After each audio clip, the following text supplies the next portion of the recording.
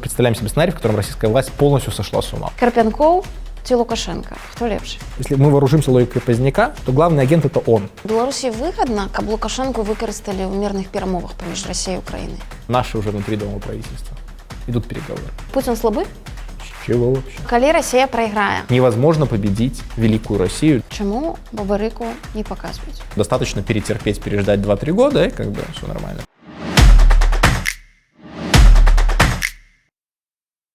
Вітаю, сябры, мяне завуць Наста Роўда, гэта канал ТОК, і сёння мы размаўляем з палітычным аглядальнікам Артёмам Шрайбманам. Артём, привет. Привет. У Беларусь прыехалі вагнераўцы.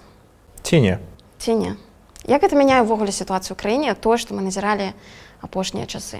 Из-за того, что мы говорим с тобой, пока еще непонятно, приедут ли они, в каком количестве, насколько, никакого нормального прогноза сделать здесь нельзя. Есть несколько вещей, которые, мне кажутся, достаточно очевидными, что Лукашенко не уживется в одном политическом, географическом пространстве с неподконтрольным ему анклавом наемников.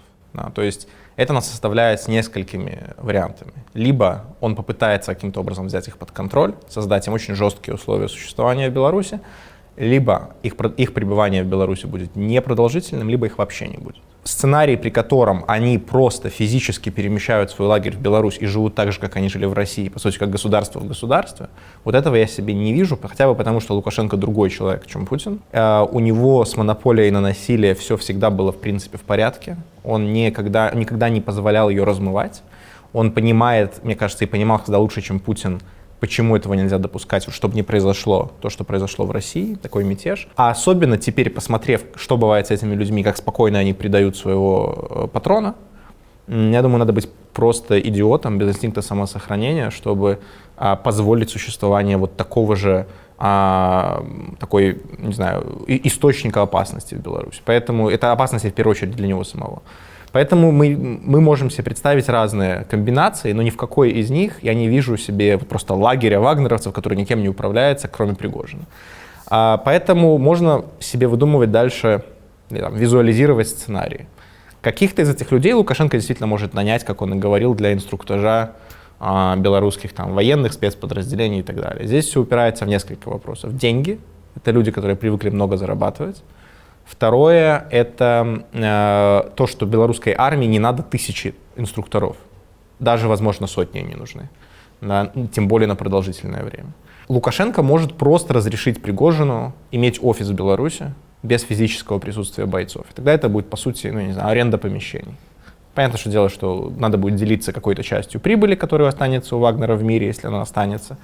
Да, потому что неясно, в какой пропорции Кремль финансировал эту организацию, в какой она зарабатывала сама. Но тогда Лукашенко будет получать какой-то свой откат за существование этого присутствия, а штаб-квартира будет в Беларуси, но без физического присутствия. Это еще один сценарий.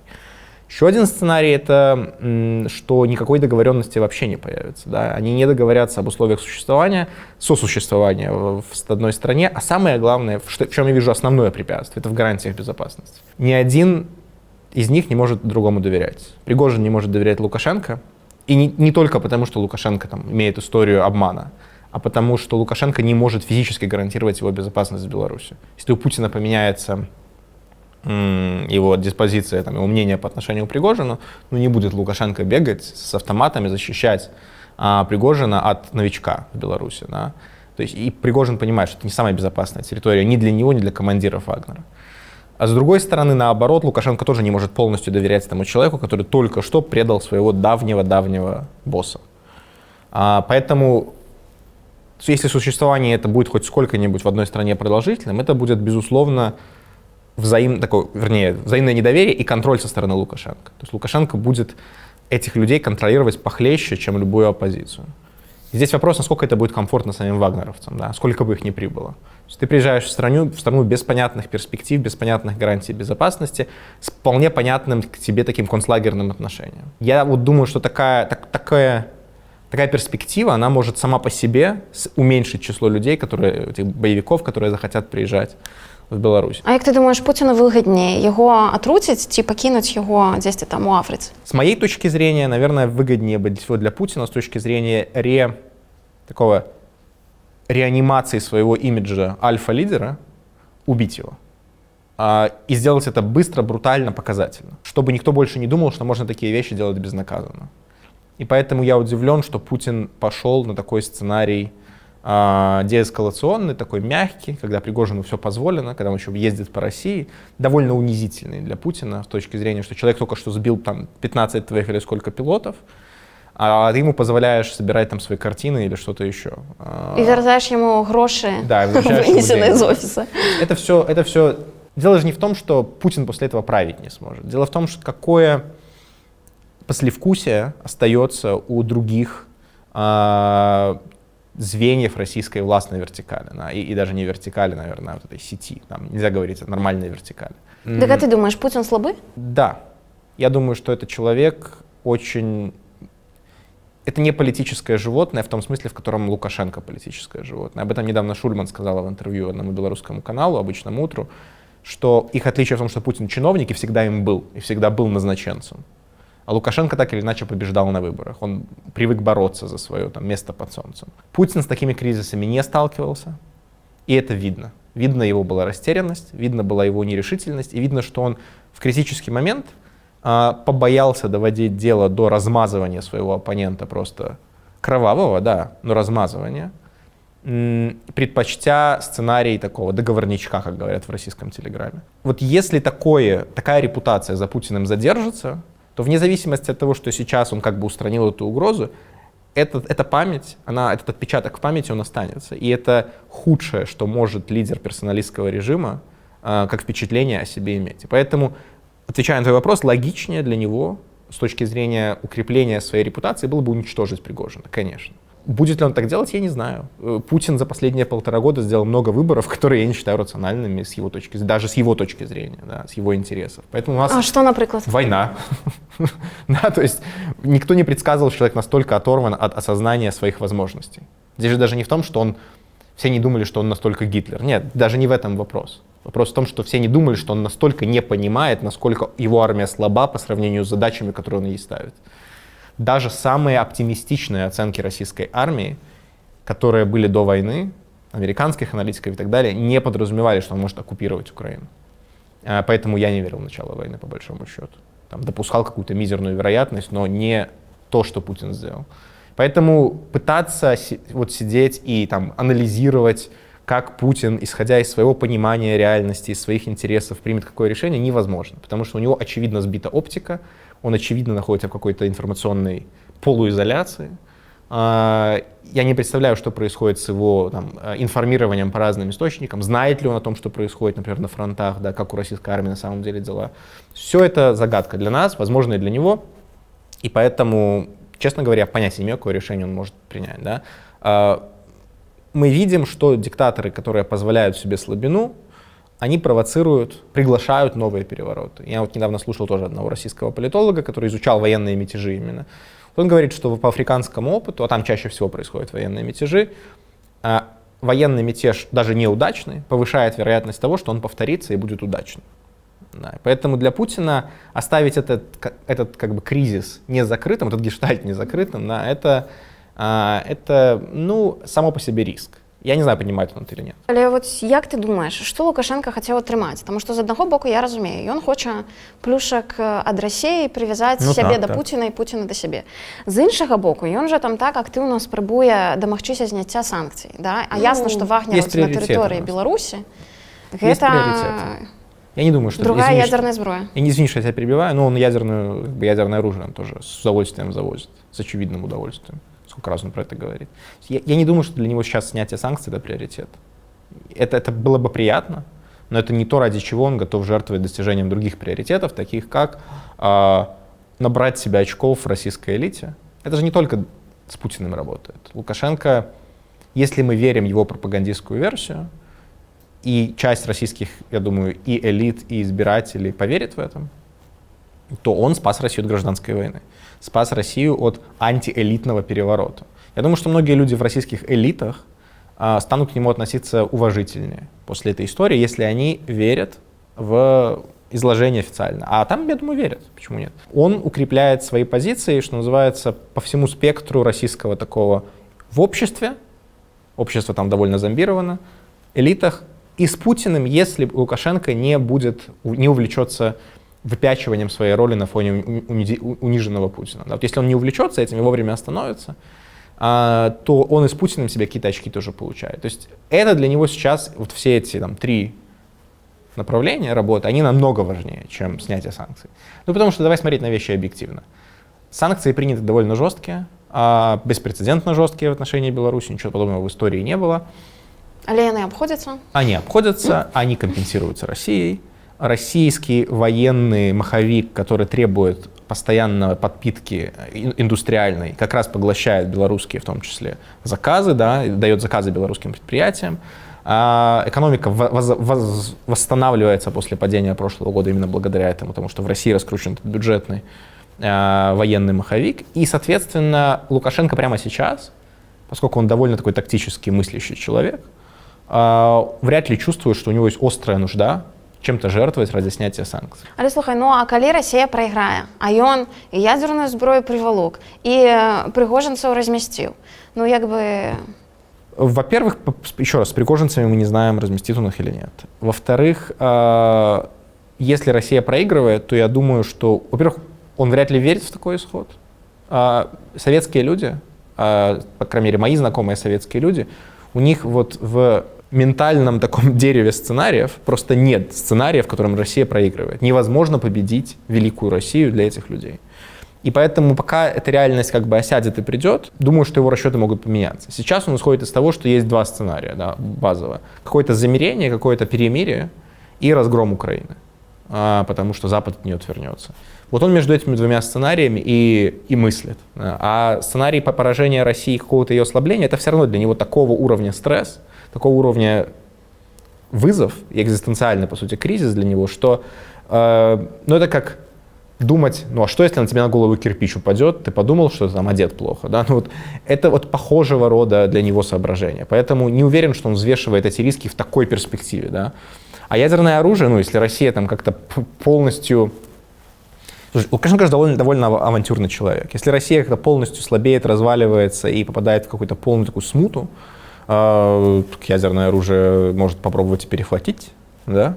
В принципе-то. Я думаю, что такие шальные мысли у человека, который привык все микроменеджить и декларировать, что он все контролирует на своей территории, такие мыслишки у него тоже могут быть. Як ты думаешь, а у яго могут быть думки зараз про то, как свою ядерку зробить в Беларуси? Я не знаю, насколько это технически возможно, и сделать это незаметно. Вряд ли это возможно сделать незаметно. Из всего, что мы о нем знаем, да, я думаю, он бы хотел этого, конечно, как и любой Ким Чен Ын, иметь свой такой, потому что это было бы настоящим амулетом, это было бы настоящей гарантией безопасности режима, потому что российское ядерное оружие не его. И он может, конечно, пытаться им размахивать, но все понимают, что он его не контролирует, и поэтому это не работает, как у Северной Кореи, которая может сказать, ну, если вы на нас нападете, ну, как бы вот Токио и Сеула не будет. Да? И это работает. Да? С Лукашенко так не работает, и поэтому, конечно, он, наверное, бы хотел себе ядерное оружие, я просто не представляю себе этого... Я не уверен, что страны такого научного потенциала, как Беларусь, могут это сделать сами быстро. А у Ирана это сколько занимает уже? Много-много лет. И мы не знаем, есть ли у них сейчас бомба. Я не следил за этим. И поэтому, если проект действительно нереалистичный настолько, насколько я себе его представляю, или там сложный, то, возможно, он даже не думает в эту сторону. А что ты нового зразумел про Путина за опошний час?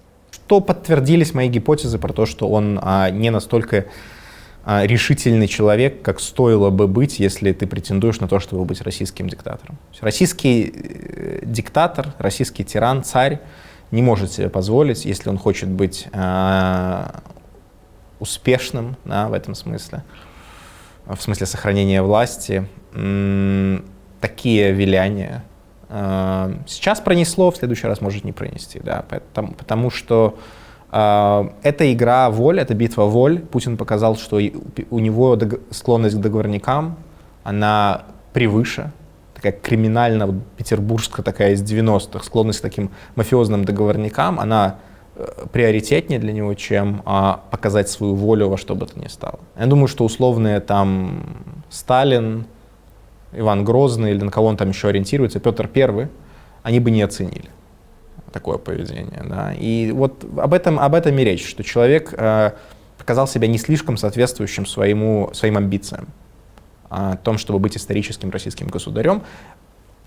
Предчувствие такое у меня было просто из наблюдения за его 20-летней, уж там больше, карьерой. Мы увидели еще одно подтверждение. Шевченко написал: «Борітеся, поборете». Ось українці зараз показали всьому світу, що з Росією можна змагатися і, може бути, навіть перемагати. Як ти думаєш, як це повпливає на мислення білорусів? Що для нас це міняє? Россия проигрывала войны до этого. Это не первая война, где Россия показывает себя с неожиданно слабой стороны. Россия проигрывала много войн в 19-20 веке. Она проиграла войну в Афганистане, Советский Союз. Она очень неубедительно смотрелась в войне с Финляндией в начале Второй мировой, перед тем, что в Советском Союзе называли Великой Отечественной. И поэтому я не могу сказать, что эти уроки — это что-то беспрецедентное, что Россию можно побеждать. Можно. И это факт. Особенно, когда она воюет не на своей территории, когда она пытается куда-то залезть. И поэтому, глядя назад, я бы не сказал, что мир из тех поражений России делал какие-то однозначно далеко идущие бесповоротные выводы. Поэтому сейчас, как бы ни закончилась эта война, я думаю, что, условно говоря, через поколение ее уроки тоже могут быть, к сожалению, забыты. И поэтому для меня ключевой вопрос не война и ее последствия на умы белорусов, а ее последствия на Россию и ее образ как таковой. Да? Если Россия из этой войны выходит как Советский Союз из Афганистана, по сути, в таком коматозном состоянии и потом развал, то, безусловно, эта война в учебниках истории и в памяти людей будет самой такой катастрофической ошибкой российского режима, которая привела страну к этому хаосу. И, соответственно, белорусы в том числе сделают из этого вывод о том, что, во-первых, так нельзя было, так не стоило, Ахилла промахнулся, Россия не такая сила, как она нам казалась, и на десятилетия вперед это может стать очень серьезным таким отталкивающим фактором от России, то есть фактором ее непривлекательности в белорусском обществе. Особенно если ослабнет ее возможность влиять на умы в Беларуси. Вот это ключевое, информационное доминирование России. А ты бачишь эту возможность? Конечно, конечно, почему нет? Да. Зависит от того, как решит будущая белорусская политическая элита, постлукашенковская, в какую сторону разворачивать этот пароход или не разворачивать. Да. Можно, находясь, как Украина показывает этот пример, можно, находясь в одной или в схожей языковой среде с россиянами, можно свои умы и умы своей молодежи полностью перестраивать на новые информационные потоки, на новые нарративы. Плюс имидж, да, если, я не знаю, как тебе, мне стало очень сложно после начала войны потреблять даже абсолютно не политизированный российский контент. Фильмы, сериалы, я не знаю, стендап. Мне сразу мысли так, а этот актер вообще, он за войну, не за войну. Что он там казал? Да. А если я его видел, что он за войну, но он мне раньше нравился, это вообще какой-то постоянный когнитивный диссонанс. То есть просто я перестал смотреть даже ту долю российского контента, которую я стал потреблять. Но сейчас это актуально для небольшой части белорусского общества. А если после войны, после такого поражения России, мы представим себе ситуацию, в которой Россия стала такой информационно токсичной для большей части белорусов, но они сами будут искать другого информационной для себя среды другой. Да, и поэтому все возможно, абсолютно возможно. Есть пример достаточно русскоязычной Молдовы, которой тоже многие люди говорят на русском языке, но пророссийская часть там скукожилась до трети молдавского общества, а то и меньше. Поэтому все зависит от выборов, политических выборов, которые будут делать будущие власти в Беларуси. И в этом смысле то, какой выйдет Россия из этой войны, играет ключевое значение. Это оттягивает или приближает нашу эмансипацию как государства белорусского, да, и наше такое оздоровление, может быть, даже на десятилетия, может быть, на годы. Да. Поэтому это принципиальный вопрос, но он про то, в какой форме будет Россия. Як ти думаєш, Білорусі вигідно, каб Лукашенко використали в мирних перемовах поміж Россией и Украиной? Зависит от контекста. То есть, какие это переговоры? Это переговоры, когда Россия капитулирует, и Лукашенко последний связной с Путиным, потому что у него еще остались какие-то контакты, допустим, с Киевом. Я не вижу здесь ничего страшного, потому что в такой ситуации Лукашенко сам будет не особо... Он уже будет, наверное, намного старше, да, чем сегодня. Он уже сам вряд ли будет долго жить, то есть многообещающим политическим проектом после такого. Да. Россия, которая капитулирует. И в этой ситуации, если ему, там, условно говоря, при смерти его политического режима и проекта можно дать какие-то гарантии ради того, чтобы он ушел мирно, и в том числе, если частью этих гарантий будет его воскрешение, его миротворческая роль, я в этом не вижу ничего страшного, принципиального. Если это цена более гладкого транзита в Беларуси, более гладкого перехода к демократии, то... А коли не будет транзита? Ну, Лукашенко не вечен, он все равно будет, так или иначе. Да? Вопрос, он будет хаотический, спонтанный, стихийный, он будет упорядоченный, он будет с каким-то вовлечением Запада или нет, да, с какими-то гарантиями или нет. Тот сценарий, который ты описываешь, использование Лукашенко в мирных переговорах, означает, что он стал субъектным. Потому что пока он воспринимается всеми как вассал Путина, никто не будет его даже не то, что там за стол пускать, а разговаривать с ним по большому счету. Поэтому тот сценарий, который ты описываешь, подразумевает, что уже произошло ослабление связи Минска и Москвы. Минск уже стал субъектным. Уже все начали видеть, что Лукашенко делает что-то самостоятельное, дистанцируется от России, например, каким-то образом занимает какую-то иную позицию по войне. И показал делами, что он автономен от России уже снова. Это сегодня достаточно такой фантасмагорический сценарий. Я не уверен, что он реализуется, что Лукашенко хватит и у Путина как бы лет жизни, чтобы вот это все сложилось. Но если он реализуется, мы уже видим довольно такой надорванную ткань отношений Минска и Москвы. И в этой ситуации надорвать ее еще больше, наверное, было бы плюсом для будущего Беларуси, несмотря на то, что лично для Лукашенко это может стать каким-то приятным исходом. Да? Поэтому для меня здесь важнее то, чтобы, то как это отразится на Беларуси. Но просто так, вот в сегодняшней ситуации, чем-то вознаграждать Лукашенко без всех этих предпосылок, да, без того, что уже произошло его отпочкование от России, без того, чтобы уже произошло такое предкапитуляционное состояние России, но это абсурд. Вот это, безусловно, деструктивный был бы такой шаг, да, потому что вы не добились ничего, но Лукашенко получил четкий сигнал, что достаточно перетерпеть, переждать 2-3 года, и как бы все нормально. Поэтому я не верю, что это произойдет. Он лишился субъектности в глазах Запада, чтобы он мог ее так легко словами, своим бла-бла восстановить. Украинцы часто уздымаюць пытанне того, что беларусы павінны будуць платіць рэпарацыі украінцам. Як ты лічыш, беларусы павінны? Я бы хотел, чтобы белорусы осознали, что с нашей территории началась агрессивная война, и это делает наше государство, которое мы, может быть, там не выбирали, да, власть эту, но в целом большую часть наших сограждан, которые работают на это государство, соучастниками войны. Я не верю в коллективную ответственность всех белорусов. Я не считаю, что Виктор Бабарико отвечает за начало войны. Я не считаю, что Сергей Тихановский отвечает за начало войны. Я не считаю, что Эдуард Бабарико должен будет из своих налогов отдавать какую-то часть на репарации. Он сделал для того, чтобы белорусский режим, он и такие люди, как он, сделали для того, чтобы белорусское государство не стало соагрессором, соучастником этой войны и просто превратилось в предсказуемого и хорошего соседа для всех наших соседей.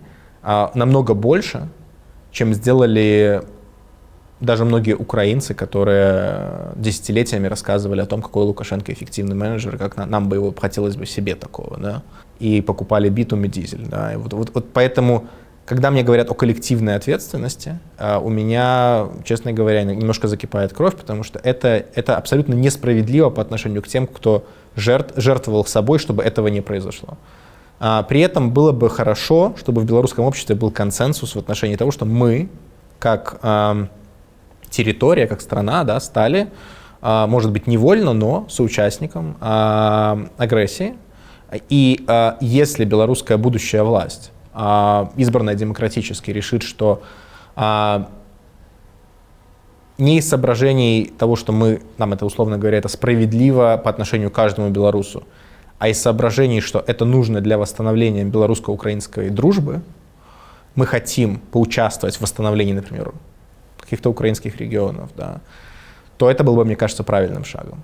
Но делать это не в формате такого внутреннего осознания, а в формате, как эти репарации или там контрибуции навязывались сверху державами-победителями, условным там разгромленным нацистским странам, вот это, мне кажется, было бы несправедливо по отношению к большинству белорусов. Як ты лічыш, ядерная зброя привязывая нас до России назавжды? Нет, ничего не бывает навсегда. Ядерное оружие привязывает нас к тому российскому режиму, для которого это ядерное оружие в Беларуси имеет значение. То есть если в Кремле находится режим путинский, постпутинский, неважно, для которого принципиально иметь в Беларуси ядерное оружие, то этот режим сделает, безусловно, все или очень многое для того, чтобы спасать своего вассала в Минске. Кем бы он ни был, Лукашенко, Качанова, кто угодно. Вот это да, если такие вводные работают. Но это не обязательные вводные. Путин может подумать, что ему это ядерное оружие на каком-то этапе не нужно. Например, чтобы спасти свою шкуру по итогам мирных переговоров с Украиной, в которых Россия будет подписывать унизительные для себя условия. Частью из них может быть вывод этого ядерного оружия. Такие прецеденты были. Саддам Хусейн унизительно вышел из Кувейта в 1991 году и сохранил потом власть еще на 12 лет. И поэтому сказать, что такие мачо-диктаторы не проигрывают войн, это не так. Проигрывают. Особенно, когда пропаганда остается в руках, иногда даже остаются у власти. Поэтому, если представить себе навязывание России таких условий, или смену власти в России такую, что новая власть не будет считать приоритетом держать ядерное оружие в Беларуси, что тоже возможно себе представить после Путина. Такая власть в России была перед Путиным. То это не навечно. Но при существовании вот таких режимов в Минске и в Москве, да, эта связь упрочняется, укрепляется. Надежды на то, что можно вбить клин между Путиным и Лукашенко без ослабления России, они испаряются, конечно. Ну и еще есть одна, к сожалению, трагическая такая развязка, в которой мы тоже можем избавиться от российского ядерного оружия, но с большими проблемами. Это если это ядерное оружие будет использовано. Я не могу этого исключать. Если Россия использует ядерное оружие, размещенное в Беларуси, а это такой чистейший чеховский сюжет с ружьем, которое висит. Да. Его поставили сюда, приблизили к Киеву, приблизили к Варшаве. Российские околокремлевские аналитики уже несколько месяцев пишут о том, что надо предупредительно ударить по Восточной Европе, чтобы США испугалась ядерным оружием. И если такие мысли войдут в сумасшедшие головы в Кремле, и оружие это будет использовано, то нас могут денуклеаризовать военным путем. Слухай, а у тебя есть разумение, куда бить могут? Время подлета до Киева сокращается из Беларуси, безусловно. То есть Искандер, который стоит где-нибудь под Мозырем, высок шанс, что не перехватит эти ракеты или кинжал, да. Более высок, чем если это запущено там куда-нибудь из глубины России. Плюс в случае более серьезной эскалации, я говорю, если мы представляем себе сценарий, в котором российская власть полностью сошла с ума, вот просто все, слетели катушки, включился режим без нас, без России мир не нужен, да, то есть все. То, конечно, это соседние страны, потому что так или иначе логика будет такой, чтобы эксплуатировать возможное нежелание Вашингтона погибать и подставлять американских граждан за условную там лодь или Вильнюс, да, или Таллин. То есть вот на это будет расчет, что мы жахнем один раз так, что та сторона просто моргнет первой. Именно такой сценарий предлагают, вот я говорю, некоторые околокремлевские аналитики вроде Караганова, которые навели большого шуму недавно, когда они говорили, что вся наша проблема России в том, что нас перестали бояться. Надо восстановить страх. Советский Союз боялись, вели себя лучше с ним. Нас перестали бояться, и вот нам не дают Украину разнести, да. Поэтому нужно восстановить страх. Как это сделать? Резким повышением ставок. Вот такие идеи витают сейчас в околокремлевских аналитических структурах. Ну, ж павінны разуметь, что после этого им конец. И они повинны были это разуметь и до начала войны. Так получилось, что мы не понимаем себе степень неадекватности российской власти. Кажется, пока понимают. Кажется, пока это работает, и ядерные ракеты не летят. Да? Но когда мы возвращаемся к Беларуси, мне нужно опять вернуться к этой теории игр, да, которая является основой ядерного сдерживания. Если ты Путин, и ты рассматриваешь ядерное оружие как, возможно, используемое оружие в этой войне, то выбирая между тем, откуда его запустить, из Ярославля или из-под Минска, то, конечно, из-под Минска. Конечно, потому что, ты не подставляешь под удар ответный автоматически своих граждан, б, ты даешь возможность поиграться в эту вот игру, а это не я, это вообще кто-то... Лукашенко перехватил, может, что-то случилось, да? Ты даешь несколько дней на, на какую сконфуженную ситуацию, никто не понимает, что случилось. И самое главное, что ты той стороне, Западу, даешь возможность не бить сразу по Москве. Если бы ты запустил эти ракеты условно из Урала, все, понятно, началась мировая война, и США, по сути, остается перед выбором уничтожать весь российский ядерный арсенал с возможным ответом по России. А выстрел из Беларуси дает возможность даже НАТО ответить чуть слабее, ударить по Беларуси. Для нас лучше от этого вряд ли будет. Да? Хотя ракеты разные тоже бывают. Могут прилететь там, конвенциональное оружие, могут ядерное, может ядерное. Но с точки зрения сумасшедшей Москвы это меньший риск, да, стрелять из Беларуси. И поэтому вот такой сценарий избавления Беларуси от российских ядерных бомб, он тоже существует, увы. Я не могу его полностью списать. Я не считаю, что он самый вероятный сегодня. Может, я это сильно апокалиптично описал, но я не считаю, что он самый вероятный. Но война не была самым вероятным сценарием. Як ты думаешь, для беларускіх дэмсілаў выгадней, каб на чале России стоял Путин ці умоўны Пригожин? Я не знаю. Я не знаю, каким был бы Пригожин. Есть большой соблазн считать, и по риторике Пригожина это иногда тоже как бы было ясно, что он человек куда более таких мобилизационных, может быть, даже еще более фашистских взглядов, чем Путин. Да. С другой стороны, он бизнесмен. И оказавшись в руководстве такой... И он много раз, особенно в последние дни перед мятежом, говорил вещи типа «Путина обманули, война не началась не по тем мотивам, которые на самом деле были. Это просто хотели обокрасть там Украину, бизнес свой поиметь и так далее. На кого Украина не должна была нападать». О чем я говорю? Что этот человек может быть оппортунистом, Пригожин. Я мало о нем знаю, но из того, что вот он, как менялась его риторика, то давайте уничтожать Киев, то мы зря это начинали. Он оппортунист. Оппортунист, пришедший к власти после Путина на развалинах путинского режима, имел бы большой соблазн скинуть все грехи и все проблемы, которые есть в стране, на прошлую власть, как Хрущев со Сталиным. И в этом смысле от Пригожина, наверное, можно было бы ожидать сюрпризов, вроде Путина обманули, или он сам предатель, да, оказался, мы должны все поменять. Да, мы должны в том числе отказаться от войны, которая была затеяна врагами России, внутренними против России. А патриотизмом российским является не ввязываться в такие войны. Я себе могу представить вот этого как бы, человека с таким бандитским прошлым делать такие кульбиты, да, в том числе для самосохранения. Поэтому Бог его знает. Для Беларуси выгодно поражение России в войне. Это факт. Да? Поражение или выход России из войны, которая не добилась бы своих целей. Если бы Пригожин приблизил нас к этому сценарию, это все равно было бы полезно для Беларуси. Я не вижу у Пригожина каких-то... Я не знаю ничего о Пригожине, повторюсь, чтобы судить, есть ли у него какие-то такие, как у Путина, визии. Но у Путина явно есть имперская одержимость. Мы должны не отпустить Беларусь и Украину. Это и есть главный блок на пути демократизации Беларуси. Я не знаю, есть ли такое в голове у Пригожина. Як ты думаешь, у Беларуси магчымы мяцеж типа Пригожинского? Нет, пока у нас нет для этого предпосылок со всех точек зрения. С точки зрения философии режима, которая не позволяет анклавов других сил неконтролируемых, а это обязательное условие. С точки зрения отсутствия субъектности у самих людей с оружием, да, в Беларуси это не только... В Беларуси нет наемников столько, по крайней мере. Да. Гардсервис, говорили, вроде бы функционирует, но там явно не те цифры. А все остальные люди с оружием, они настолько инкорпорированы глубоко в систему и настолько не мыслят себя отдельными субъектами, настолько в них нет ощущения того, что вот мы тут отдельная группа, да. Мы как бы каста, мы сословие силовое, и мы имеем наш отдельный от Лукашенко, и от государства, и от белорусов, и в принципе у нас есть свой интерес. Вот в Беларуси ничего этого не существует, а без всего этого представить себе военный мятеж сложно. То есть сначала должны созреть эти предпосылки. Сначала какая-то группа силовиков должна обособиться, получить свою отдельную идентичность, некую способность организовываться внутри себя и заиметь лояльность своих солдат, своих штыков, большую, чем их лояльность по отношению к Лукашенко. То есть, условно говоря, пригожинцы, они шли за Пригожиным, потому что они слушались его приказов. Они ослушались приказов Путина в эту секунду. Путин приказал им остановиться, они не послушались. Вот пока я в Беларуси не вижу людей, которые условному Карпенкову лояльнее, чем условному Лукашенко. Ну, не условному, а реальному. Вот. Но в сценарии фрагментации режима могут быть разными. Мы можем себе представить какое-то двоевластие в Беларуси при престарелом Лукашенко, двоевластие, там, не знаю, между Лукашенко и вторым президентом, как в Казахстане, когда Лукашенко действительно уже там будет в полупресмертном состоянии.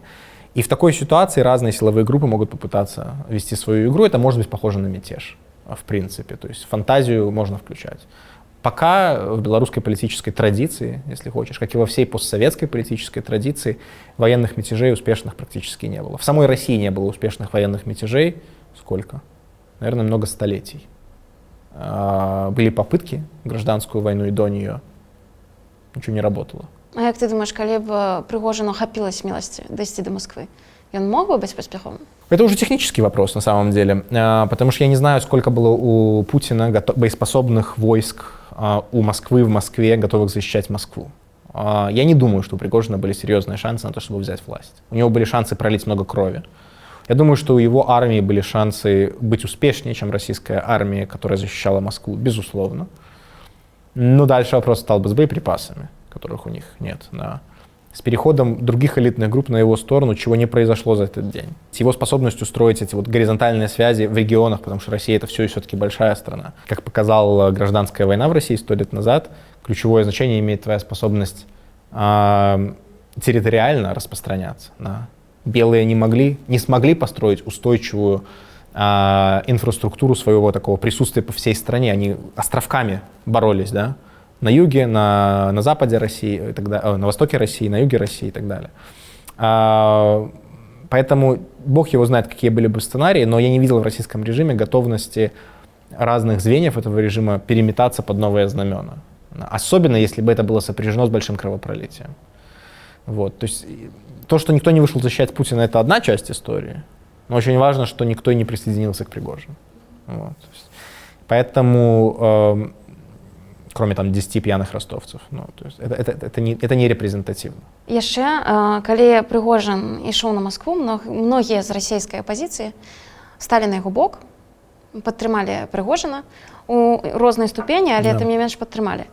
Вось калі перанесці гэты выбар на Беларусь, так? Это была скорее не поддержка Пригожина, а поддержка хаоса. Магчыма, але тым не менш. Конкретно у той ситуации ніхто не ведаў, чым все гэта скончыцца.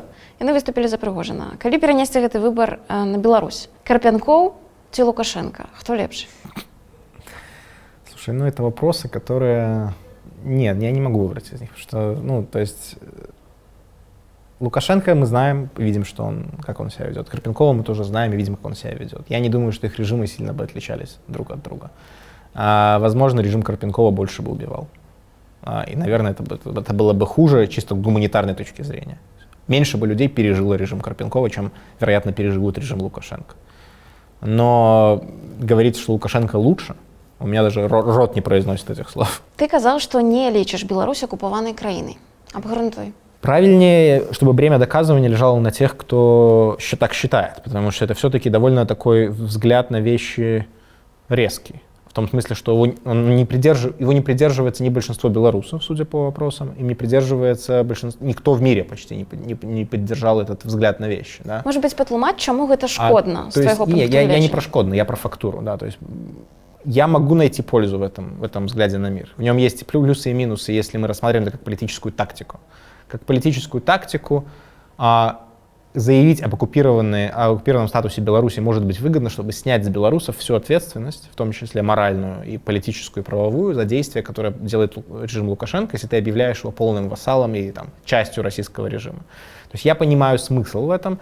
Я также могу представить себе, что для некоторых боевых отрядов белорусских демсил или полка Калиновского и других таких пассионариев, да, ментально проще будет в случае чего воевать с соотечественниками, если они их считают гауляйтерами, по сути, да, то есть теми, кто оккупационной администрацией рекрутирован для оккупации Беларуси. В таком случае тебе легче расчеловечить этих людей и выписать их из белорусов. Я все это могу эмоционально понять.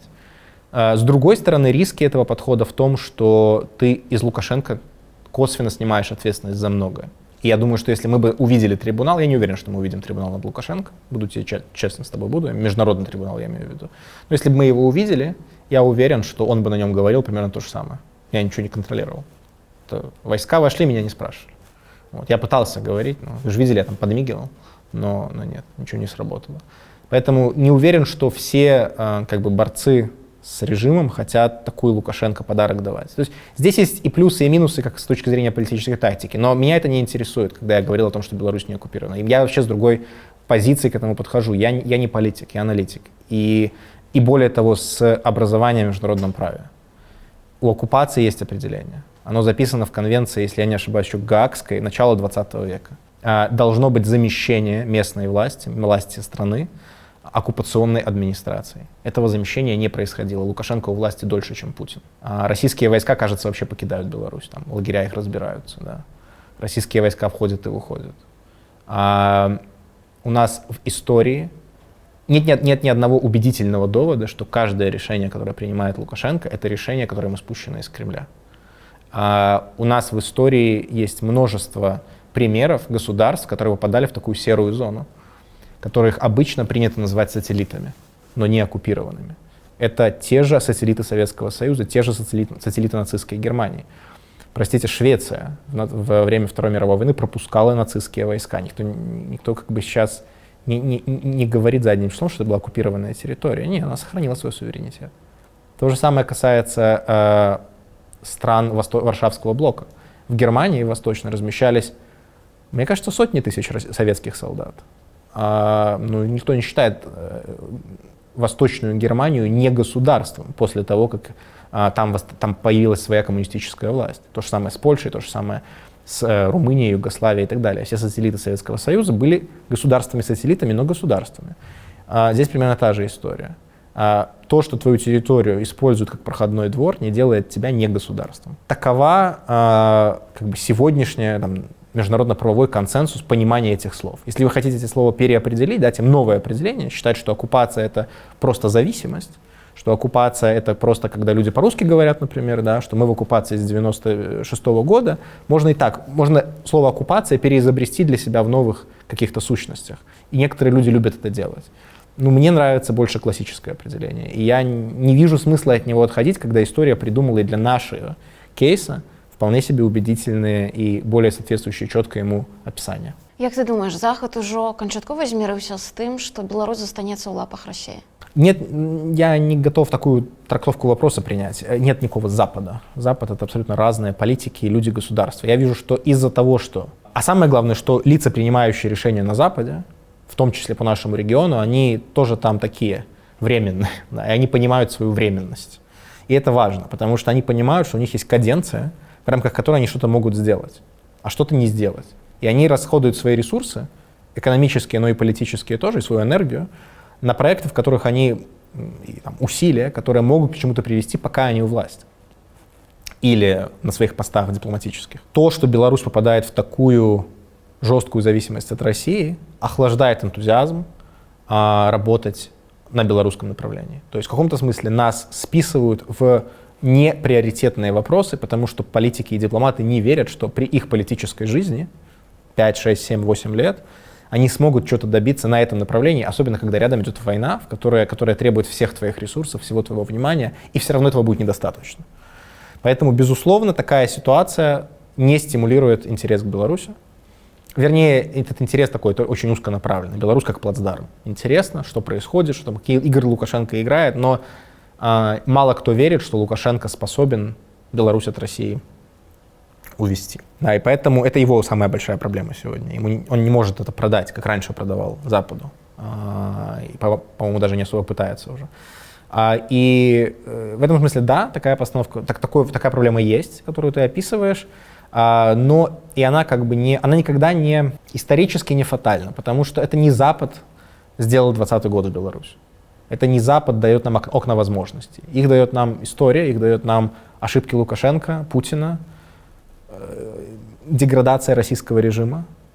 Запад здесь, по сути, ни при чем. Он не создает эти окна. А вот когда эти окна открываются, мировоззрение Запада тоже быстро меняется. Сразу появляется интерес, сразу все как здорово, у вас оказывается, что происходит. И поэтому от того, что сегодня Запад пассивен на белорусском треке и будет пассивен еще какое-то время, я бы не стал по этому поводу плакать, да, потому что это естественное отражение более базовых процессов в самой Беларуси.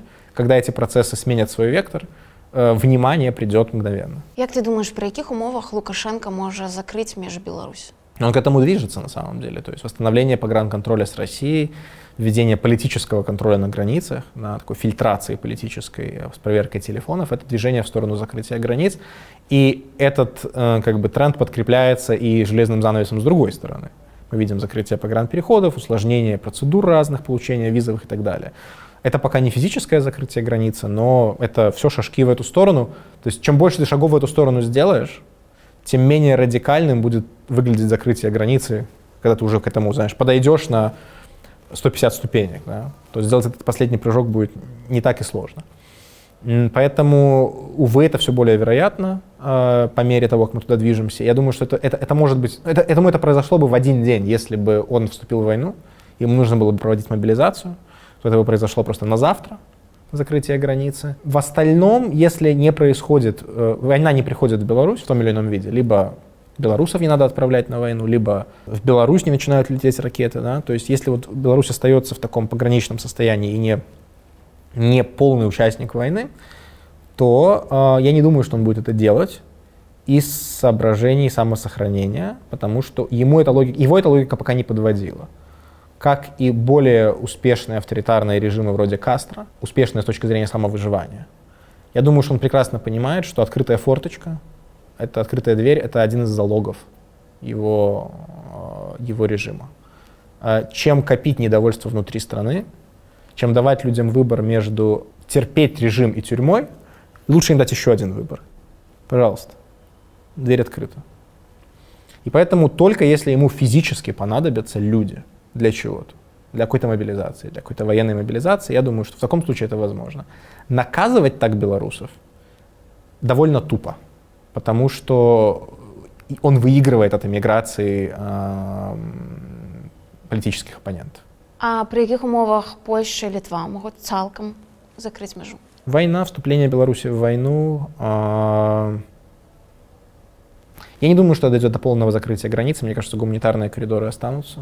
Так или иначе, да, почти в любой ситуации останутся гуманитарные коридоры. За исключением, наверное, истории, если начнется, мы сейчас абсолютно далеко уходим, если начнется война с ними. Если начнется война между белорусско-российским таким объединением и соседними странами. Если начнется война с ними, то тогда, да, логично будет выглядеть полное закрытие границы, конечно.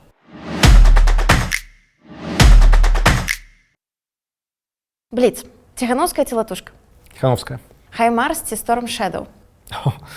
Так, Storm Shadow, мне кажется, у них больше радиус действия пока Хаймарсам не дали хорошие боеприпасы. Так что да. Вітаут ці Ягела? Вітаут. Шагал ці Дроздович? Шагал. Я амаль што не знаёмы з творчасцю Дроздовича. Вельмі мало. Танчики ці GTA? Я не играл в танчики GTA. Слюнькін ці Карбалевич? Слюнькін. Гродно ці Гомель?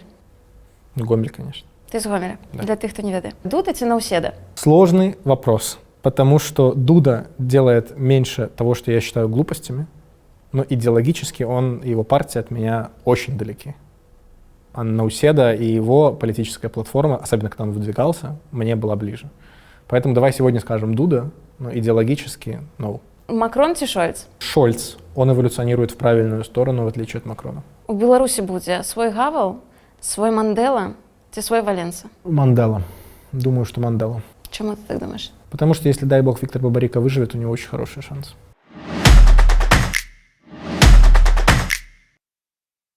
Як ты думаешь, який самый реалистичный сценар на сёння перемены в Беларуси? Перемены через ослабление России, которые означали бы изменение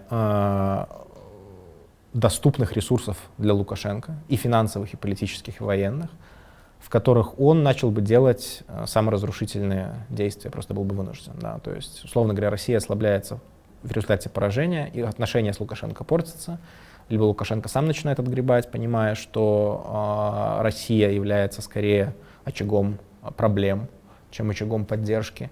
И в этом процессе он либо слишком разжимает гайки, либо к тому времени он достаточно стар и немощен, политически в том числе, чтобы пропустить, как кто-то из окружения перехватывает власть, особенно в новой конституционной рамке, где появляется потенциал для двоевластия между Всебелорусским собранием и президентской должностью, да, кто бы там ни был президентом формально. Как у Казахстане отбылось? Да, для этого, наверное, должно произойти разделение этих функций. То есть пока Лукашенко будет их совмещать, такой сценарий будет сложнее, хотя не полностью исключен. Чисто технически ВНС, если будет полный консенсус, что Лукашенко стал нашим Салазаром. Ну, так и у Казахстане сдавалось. Да, но там произошло разделение, новый президент появился. Вот. После этого все пошло в разнос. Поэтому пока Лукашенко будет совмещать эти посты, я думаю, это менее вероятно, но не полностью исключено, потому что, повторюсь, ситуация Лукашенко сейчас бодрого и на коне — это одно, ситуация Лукашенко при смерти, которая нигде не показывается, раз в месяц вылазит из своей норы, чтобы там, я не знаю, помахать с койки своей больничной рукой собравшимся ветеранам, это уже ситуация другая, в которой элиты начнут разговаривать между собой о том, что, ну, может быть, надо как-то себя обезопасить от хаоса, да, и у них будет институт для этого, он называться будет Белорусское собрание, который будет иметь инструменты для того, чтобы своим политбюро собраться и сказать: хлопцы, девчата, кажется, нужно инициировать какие-то процедуры. Повторюсь, это будет не очень гладко, если Лукашенко будет сохранять президентский пост. Если президентский пост к тому времени будет у кого-то другого, это будет намного проще, как показал Казахстан. Все твои гарантии обнуляются за неделю, если надо, и столица переименовывается обратно на раз-два. Вот. Но все это маловероятно до ослабления связки с Россией или ослабления самой России до состояния, в котором она не способна быть достаточным гарантом для любого лукашенковского или постлукашенковского режима. Ці бачиш ти вже зараз підготовку Лукашенки до виборів 25-го года? Да. Можешь окреслить некие проявы? Да, вполне уже это видно. Во-первых, зачистка партийного поля, которая произошла для того, чтобы облегчить ЦИКу и избиркомам вообще процедуры. Да. Тебе больше даже не надо регистрировать никаких оппозиционных кандидатов на парламентских выборах 2024 года. И, соответственно, на президентских тем более вообще не будет. То есть при желании и при сохранении статус-кво во внешней политике, допустим, мы представим себе такую ситуацию, больше вообще нет никаких лазеек. Раньше хоть партии могли на парламентские выборы кого-то выставить, да, побузить, да, немножечко. Да. Все, этого больше нет. Партии оппозиционные не будут существовать уже к парламентским выборам. Это первая часть подготовки, потому что, я думаю, власть рассматривает эту кампанию 24-25 как нечто единое. Уже Лукашенко начал играть в такой сырой популизм, такой абсолютно книжный, когда вот я изучал немножко популизм как политическую тактику в своем втором образованию, и вот Лукашенко — это прям определение из словаря того, что то, что он сейчас делает последние полгода, ну и в принципе последние 30 лет, но особенно сейчас, это вот то, с чего можно писать скульптуру популиста, потому что он, будучи главой государства фактически, умудряется работать с антиэлитистским месседжем, умудряется выступать против элит каких-то, да, банкиров, чиновников, заморожу цену, потому что эти оборзели эти там торгаши и какие-то чиновники на местах, там монополисты вас мучать. Сейчас он за май-июнь месяц он двум своим топ-чиновникам пригрозил отставками. Сергеенко он напугал отставкой и Головченко. И, казалось бы, вообще ни с чего. То есть Сергеенко сказал: если будут провалы в кадровой политике, пойдете в отставку. С чего вообще? Ну, то есть, что случилось вообще? Где сбой, да? Головченко сказал, что у вас экономика медленно растет, да, если не выполните план, хотя растет, да, не выполните план до конца года, пойдете в отставку. С чего это вдруг? То есть это явный популизм, это явная работа на избирателя, которому нравится, когда Лукашенко чехвостит элиты, условно, там, номенклатуру чиновников и макает их в коров, этих обосранных. Да? Вот это то, что он уже включил. Параллельно частички его идеологического аппарата тоже начали такое движение. Озаренных пошел в поля. С лидером этой партии «Беларусь» Романовым они начали как перехватывать повестку Тихановского, да, ходить по деревням и смотреть, что там все плохо, что там не работает, и, используя свой административный ресурс, наказывать каких-то местных бюрократов или ругать их, там, или торговые сети, что там дефицит, товаров мало и так далее. Это явная работа на вот этот такой дешевый популистский нарратив о том, что все плохое от плохих бояр, все хорошее от хорошего царя. Як ти думаєш, хто може скласти кампанію Лукашенку на этих выборах? Ой, сложно угадать. Честно говоря, не знаю. То есть, Гайдукевич выглядит довольно логичным. Это же уже будут выборы, если они будут происходить. А мы не знаем, будут ли выборы. Но мы должны начать со старта. Мы не знаем, будет ли их Лукашенко проводить. Мы не знаем, когда он может ввести какое-нибудь чрезвычайное положение, военное положение, отложить их насколько захочет. Рядом война идет, одна новая диверсия произойдет, все, военное положение. Поэтому мы ничего этого не знаем. Но если все происходит, вот выборы по графику, война не закончилась, Россия не побеждена, то это будут выборы абсолютно туркменского сценария. Это значит, что будет как бы Лукашенко и 3 шпица, ну, условно, в бюллетене. Да? И неважно, какие будут фамилии этих людей. Они могут быть абсолютными ноунеймами, они могут быть вот лидерами всех провластных партий. Кто там, Гайдукевич, Сокол и кто-то в Республиканской партии Труда и Справедливости, которая тоже внезапно получила регистрацию. Ну вот, кроме Гайдукевича, наверное, никто знать даже этих людей не будет. Они как вот побудут в бюллетенях, похвалят Лукашенко в свое предвыборное время там, в дебатах и уйдут в историю. То есть эти фамилии, честно говоря, мало что значат. В другой бы ситуации я сказал, что Лукашенко может попробовать дать и остающимся недобитым демократически настроенным белорусам каких-то своих там а-ля кандидатов типа Черича. Да? Но у меня что-то складывается такое ощущение, абсолютно на уровне ощущения, что даже на такие эксперименты он сегодня не готов. И даже с такими вещами играться страшно, потому что сегодня Черич непослушный, кто знает, как завтра, да. Але, слухай, ранее Нек спробовал робить кшталт атмосферу свободных, ранее это был до 20-го выборов. Вось у 25-м. Я думаю, что 20-й год, я думаю, эту черту провел.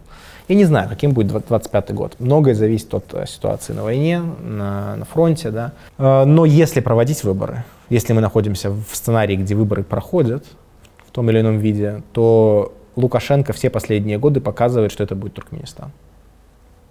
Может ли Лукашенко поменяться за эти годы, для него что-то поменяться? Наверное, да. До сих пор у нас нет предпосылок так думать. Як ты думаешь, за вось гэтыя 5 гадоў маглі ў Беларусі з'явіцца людзі, для якіх 20-й год ні пра што не гаворыць? Новое поколение вырасти за этот час? Да, конечно, конечно.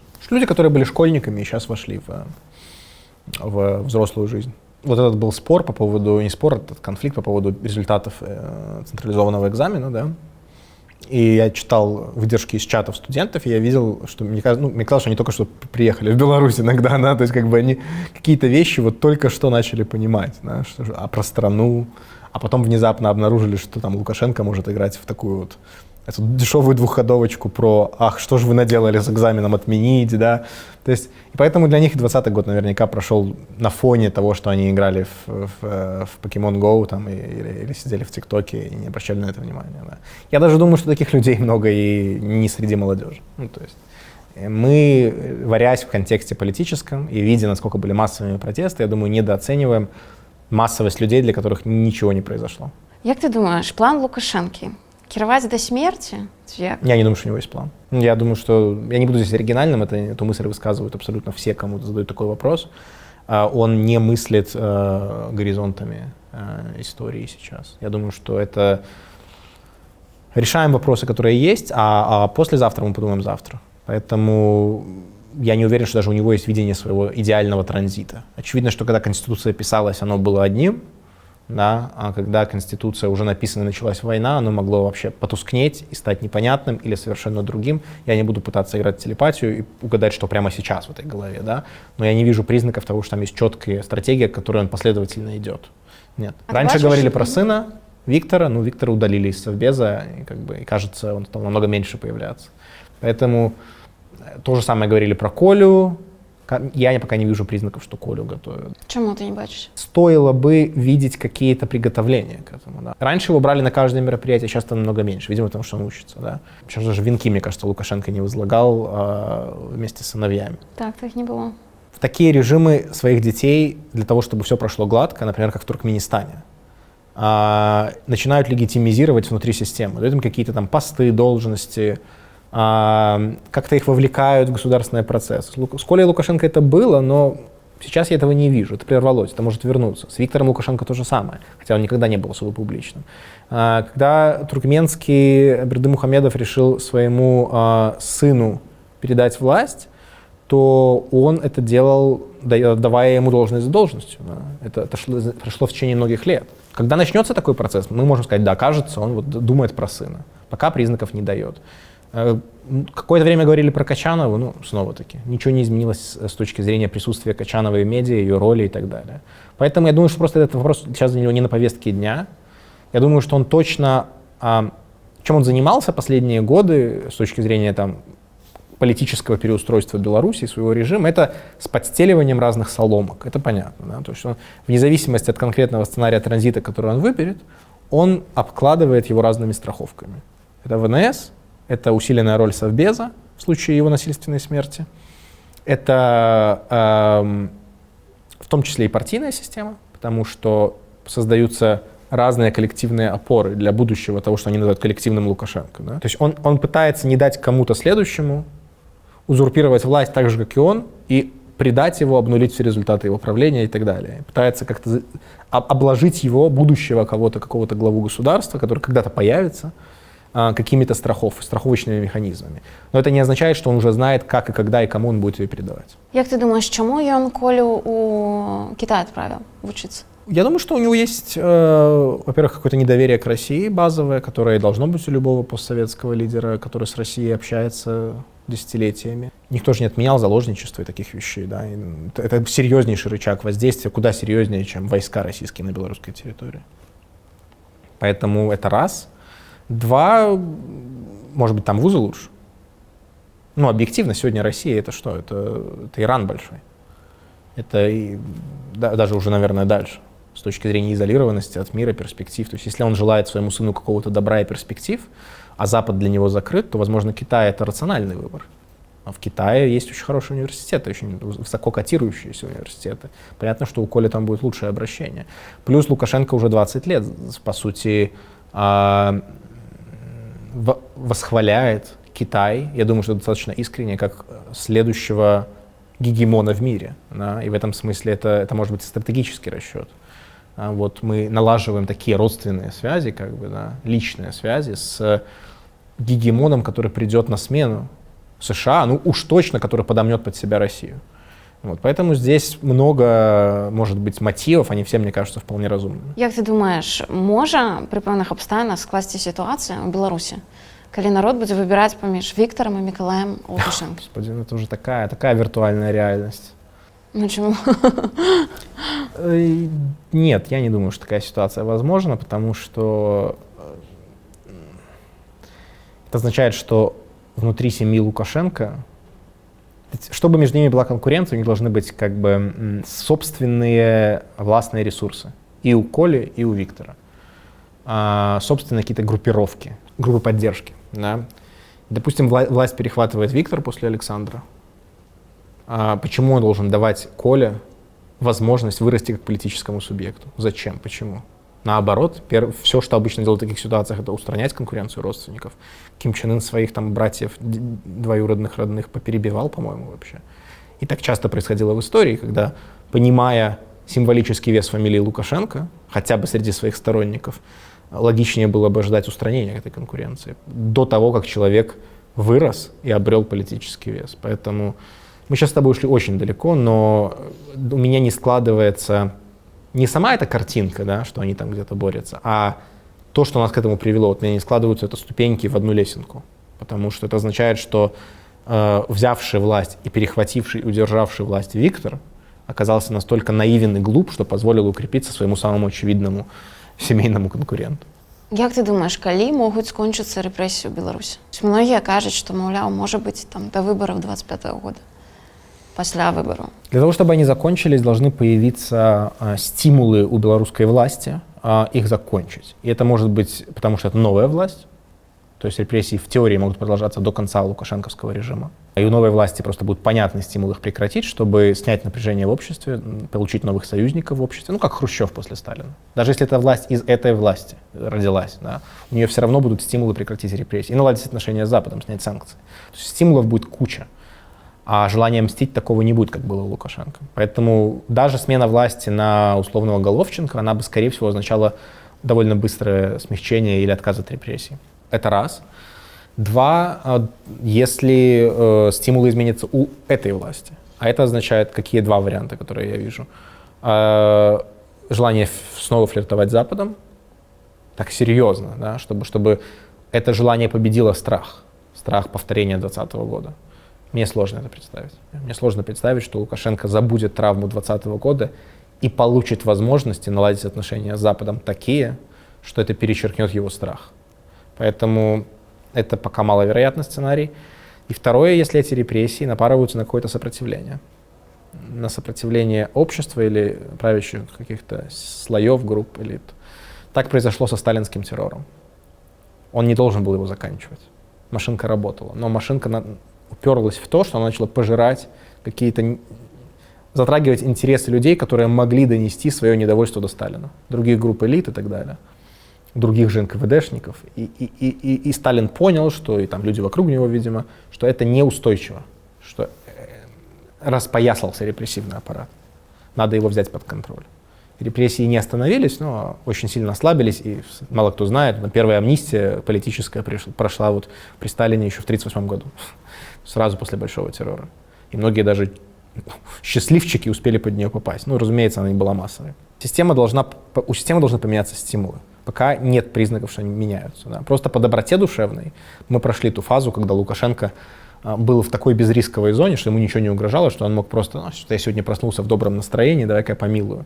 Так он может помиловать кого-то, там, людей с инвалидностью, больных людей, там, может быть, женщин, например, он известен своим особым отношением там, к женщинам. Да.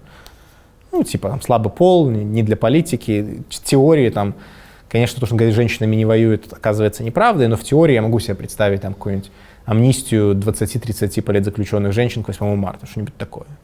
Это в его было бы стиле. Да? Но это не прекращение репрессий. Это не то, о чем ты меня спросила. Поэтому, к сожалению, должны поменяться стимулы.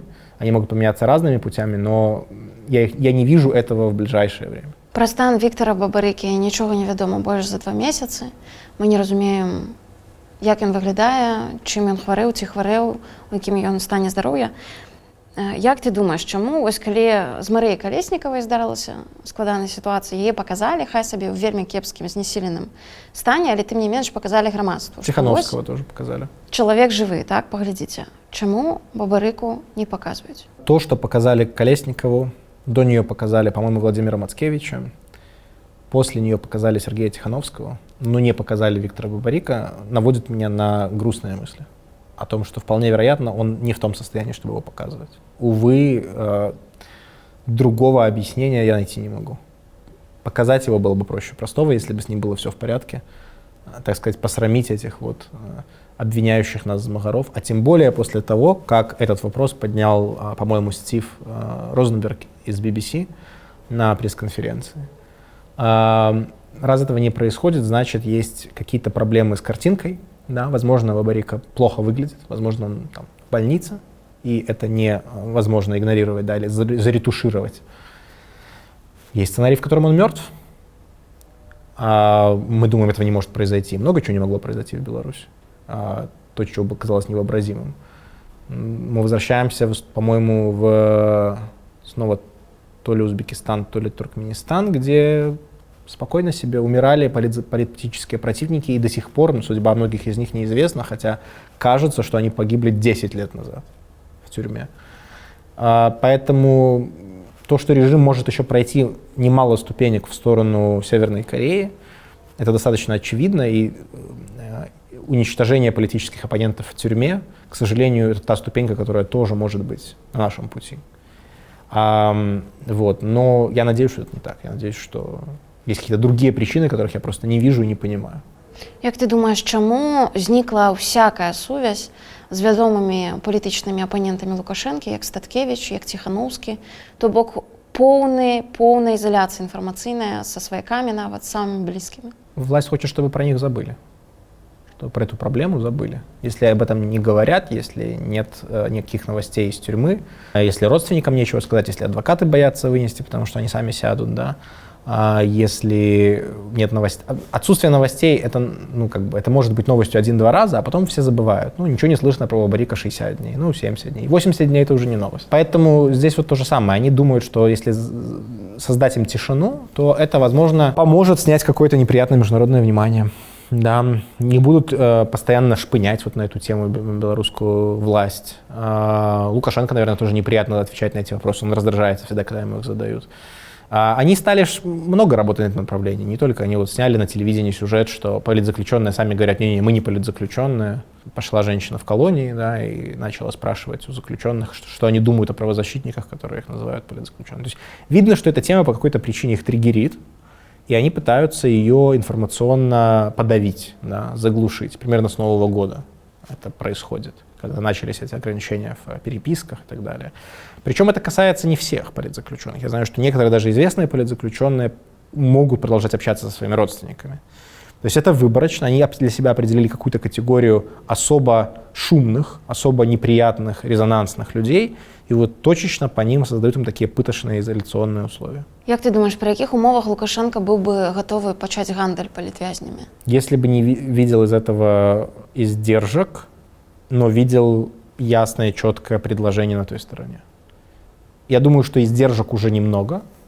То есть риска того, что там выйдет 200, 300, 500 человек, и у нас начнется опять 2020 год, надо быть слишком параноидальным человеком, чтобы в это верить. Я думаю, что Лукашенко осознает, что есть сценарий как бы этих людей выслать из страны, посадить там под домашние какие-то надзоры. Я думаю, что ключевое препятствие в том, что нет повестки для разговора такой Минска с Западом, и не готов Запад сегодня предлагать то, что Лукашенко хочет за этих людей. Он за них хочет полное снятие санкций и больше. Да, позиция Запада совершенно в другом, что освобождение политзаключенных — это вообще начало разговора. Может быть, простимулируем большую амнистию какими-то там маленькими поблажками, но за 5, 10, 20 человек, то есть это вопрос несовпадающих притязаний сторон, и в том числе из-за того, что Лукашенко ввязался в войну, это усложняет разговор, потому что это тоже блокирует снятие санкций. Ведь самые серьезные санкции вводились после войны, после начала вторжения, и за это. Да, многие секторальные санкции были введены уже тогда, в 22-м. И, соответственно, отменять их сейчас, пока Лукашенко продолжает свое соучастие в войне, означало бы, что он смог политзаключенными откупиться от того, что совершил в связи с мигрантами, Ryanair и войной. Не для всех политиков на Западе это допустимый обмен, потому что вы таким образом даете ему и всем остальным сигнал, что вы можете творить, что хотите, но если вы найдете, кого нам продать в качестве заложников, мы вам это простим. Это не тот обмен, на который готовы все на Западе. Некоторые были бы готовы. Есть политики на Западе, даже целые лидеры государств, я думаю, которые были бы на это готовы. Но Евросоюз, в частности, принимает решения консенсусом. И пока там есть люди с другой позицией, страны с другой позицией, Беларусь не является настолько приоритетным направлением, чтобы кто-то продавливал Польшу или Литву и пытался снять их вето. Да, вот в сравнении с Россией, например, вето Венгрии преодолевают, постоянно ее продавливают, да, на что-то новое, потому что Россию важно санкционировать. А Беларусь перестала быть настолько важной страной, чтобы ради нее кто-то отказывался от своих принципов. А як ты оцениваешь настрой внутри краіны? Ці простое, что на Беларусь все еще не летят ракеты, расте блок ебатик? Нет. Ну, смотря что мы понимаем под ебатиками. Да. Люди, которые принципиально хотят сохранения режима Лукашенко и его лично, да, его личной власти, и которые ценностно близки к нему, нет, их пул не растет.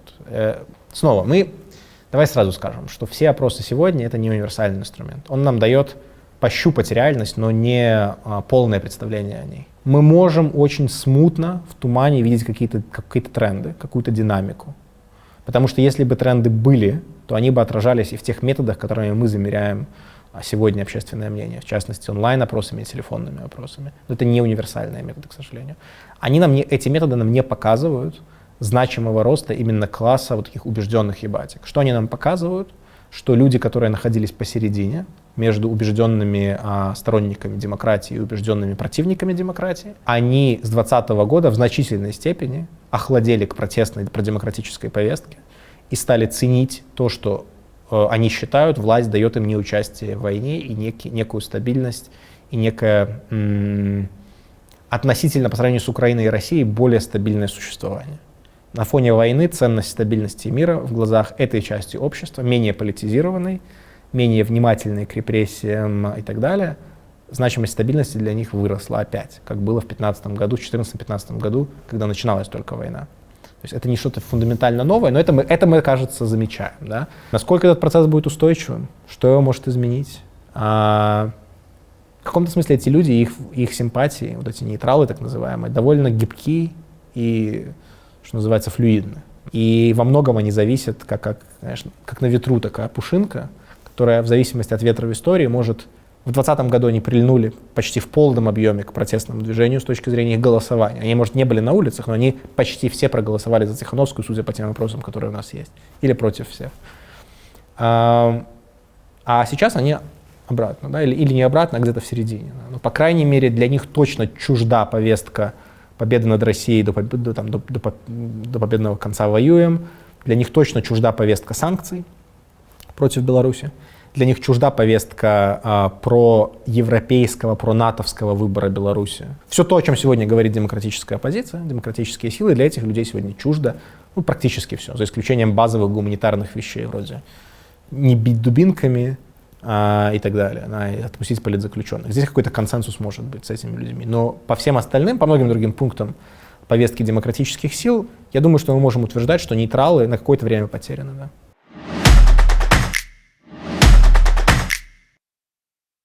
Сябры, калі вам падабаецца гэтае відэа, калі ласка, пастаўце лайк. Гэта дапаможа нам трапіць у тренду Ютуба, і больш людзей зможа пабачыць гэтыя і іншыя нашыя відэа.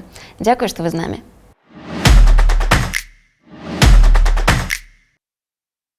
У нас як бы заўжды было дзве Беларусі. Там Мінск, Менск. Пра дзяржаўны лукашэнкаўскі саюз пісьменнікаў Беларусі, так і незалежны саюз беларускіх пісьменнікаў. Там дзяржаўны саюз журналістаў, незалежная асацыяцыя журналістаў. Але зараз пайшло дзяленне зусім іншага гатунку. Два байпола, два байсола? Ну, як бы, да, байпол, белпол, так? Маналітная структура, здавалася б. І раптам хруся пополам. Вось як ты на гэта глядзіш? Чаму так адбываецца? Ну, эта динамика, она была всегда в демократических силах. У нас 3 громады, я тебе напомню. У нас 2 БНФ. Это не то, чтобы что-то принципиально. Тебя сейчас можно было просто на заставку нашей передачи. Не что-то очень такое ноу-хау для белорусских демократических сил. Механику этого процесса мы, мне кажется, даже обсуждали, может быть, с тобой в предыдущем токе, который мы записывали 4 года назад, 3 года назад. Но как только у вас есть общая цель, вы едины. Цель уходит за горизонт, победа уходит за горизонт, у вас больше нет так много причин держаться вместе. Об этом это не высшая математика. Когда у вас нет причин держаться вместе, наружу вылазят ваши амбиции, подозрения друг к другу, а затем включается новый фактор – пересыхание поддержки международной. Это сложно игнорировать. Хоть про это будут говорить там, этот клип, наверное, сейчас вырезают желтые сливы, но сложно игнорировать тот факт, что усыхание международного внимания и следующего за ним усыхание международной финансовой поддержки означает большее недовольство и подозрение друг к другу в нецелевом расходовании этих средств. Да. Судя по всему, проблемой в байполе в том числе была финансовая. И то, что они говорят, и одним из пунктов договоренности Тихановской было, что всем бывшим сотрудникам выплатят зарплату, означает, что это было проблемой, да, что им не платили зарплату. И Азаров в каком-то из интервью признал, что денег нет, вы держитесь, да, денег нет, но и доноров нет, грантов нет, зарплату мы должны как-нибудь выплатим. Да. То есть, когда у вас нет денег, на одной миссии, волонтерстве и идее можно работать, когда вы понимаете, что это может быть спринт, что вы можете достигнуть целей, когда вам нужно... И есть другая праца. Ну да, безусловно. Когда этого нет, то слабеет либо энтузиазм, либо сильнеют, крепнут подозрения друг к другу в отношении какого-то там воровства или чего-то еще нецелевого расходования средств. И, увы, мы видим, что большая часть конфликтов внутри демсил, она так или иначе касается подозрений, обвинений в каком-то, я скажу грубое слово, крысятничестве, да, с деньгами. Да, то есть то же самое было конфликт вокруг байсола, не стихавшее много времени, хотя я так и не увидел убедительных доказательств, что кто-то там что-то украл. То же самое было с обвинениями со стороны Цепкала в адрес всех остальных демократических политиков, что они тоже на гранты сели и их доят. Да? То есть это становится такой очень фертильной почвой для конфликтов. Поэтому, увы, это будет происходить еще и дальше, и дальше, и дальше. Это такая динамика человеческих отношений. Да? И вопрос там лишь в креативе Тихановской и ее структур, как переизобретать новую повестку для того, чтобы сдерживать эти центробежные тенденции. Таким ходом был кабинет год назад. Посмотрим, насколько он еще способен выполнять эту роль, я не уверен. Наверное, нужно будет им самим в августе, у них еще одна конференция, насколько я помню, переизобретать и давать какую-то новую повестку для того, чтобы не разбегались, что называется, да, чтобы вот эти центробежные конфликтные устремления не брали верх. Ты сам, до речі, був у плані перемоги? Нет. Чому? Я вообще дистанцирован достаточно сознательно от всего того, что можно назвать активизмом. Я не занимаюсь... Если это не касается гуманитарных вопросов, я могу помочь собрать деньги там, на политзаключенных, поддержать какие-то кампании в этой связи. Но с точки зрения участия в процессах конкуренции за власть, я не участвую в этом, потому что мне так проще оставаться в мире самим собой. А ты веришь, что ён існуе? План Перамога? Да, он наверняка существует как некий алгоритм того, что... То есть они, очевидно, набрали какую-то базу данных людей, люди же куда-то присылали это, да, то есть база данных есть. Дальше вопрос, есть ли у них и насколько продуман их алгоритм действий в момент X. И что есть момент X, который бы соответствовал, который был бы достаточен для запуска этого плана. Я не уверен, что алгоритм достаточно проработанный. Я не уверен, что эта база достаточно актуальна, потому что там все люди, которые до сих пор готовы этим заниматься, да, в случае чего, что они все в стране не сидят, что там не половина губопиков, да, ну, то есть, образно говоря, понятно, что не половина, но я не уверен, что у авторов этого плана есть четкое осознание, сколько у них действительно штыков. А это важный момент, если у тебя 200 тысяч, или если у тебя 5 тысяч, или если у тебя 200 человек. Ты можешь разные вещи планировать или не планировать. Слухай, але калі, наприклад, Прокоп'єв там заявляв, да, що рихтуйтеся, буде сигнал, чоловік там близький, умовно, до Лукашенки, зараз вам там подміргне і погнали. Это блеф? Ці такое может Давайте быть? назовем это модным словом ИПСО. Я думаю, что это оно. Оно и есть. Что в английском есть такая фраза «fake it until you make it». Да? Если мы притворимся, что у нас есть раскол элит, то кто-нибудь поверит. Тоже не новое явление. Я помню 2010 год, декабрь, площадь, и на Хартии сообщение, что наши уже внутри Дома правительства. Идут переговоры. Як ты думаешь, пасля вось гэтага канфлікту ім магчыма будзе ці белполу, ці байполу вярнуць довер людей до себя? Смотря какую нишу они для себя выберут. То есть если Белпол, как они анонсировали, будет заниматься преимущественно в публичном пространстве расследованиями, то почему нет? Если это будет качественный продукт, то это будет что-то похожее на наш ФБК, да, только без фокуса на коррупции, а с фокусом на всех остальных преступлениях, да, на разных преступлениях, то как к медиакоманде, как к команде, которая раскрывает преступления режима, безусловно, почему нет? Почему к ним не может быть доверия, если это будут качественные, хорошо, без фейков, да, сделанные продукты? А как к политической структуре, способной, ну, в частности, вот то, что осталось от Байпола под руководством Азарова, я думаю, что это был, ну, если не фатальный удар, то очень серьезный удар по его способности в будущем консолидировать людей даже под план Перамога или как-то иначе себя реализовывать как политика. Ну, по крайней мере, должно пройти время, пока остынет этот конфликт и остынет память о нем. И должны дальше быть, ну, безупречная деятельность. Тогда он, наверное, может восстановить себя как политического субъекта. Потому что видно, что разные амбиции. Видно, что у людей, которые остались в Белполе, меньше политических амбиций. По крайней мере, мне так кажется пока. Видно, что у Азарова эти политические амбиции есть. Он в интервью признавал, что он собирается партию делать в будущей Беларуси. И это разный фокус. Да? Если ты политик, тебя оценивают как политика. Если ты расследовательская команда, у тебя немножко другая планка успешности. Вось гэты раскол у Байполя, ён неким чынам мяняе расклад сярод дымсілаў. Создаются проблемы для функционирования кабинета, потому что Азаров входил в кабинет как представитель одной из самых эффективных оппозиционных структур Байпола. Сегодня Азаров представляет сколько человек? 2? 3? Мы не знаем. Азаров, пока не сняты вопросы, и они у кого-то остаются, по поводу возможной финансовой нечистоплотности. Я с максимальной презумпцией невиновности говорю, я ничего не знаю о делах Байпола, о делах Азарова. Вполне возможно, что это все просто голые домыслы, связанные с тем, что денег не было по факту. Да? Но пока они не развеяны, этот шлейф остается и с кабинетом, потому что Азаров член кабинета, на Азарова зарегистрирован фонд, который должен быть фондом кабинета. Да? То есть они зарегистрировали в Польше юрлицо, председателем которого является Азаров. Иронично получилось, да, и под это юрлицо надо деньги привлекать, да. Человека репутация, которая уже немножечко вызывает вопросы, у доноров может вызывать, да, то есть, поэтому это такая техническая проблема.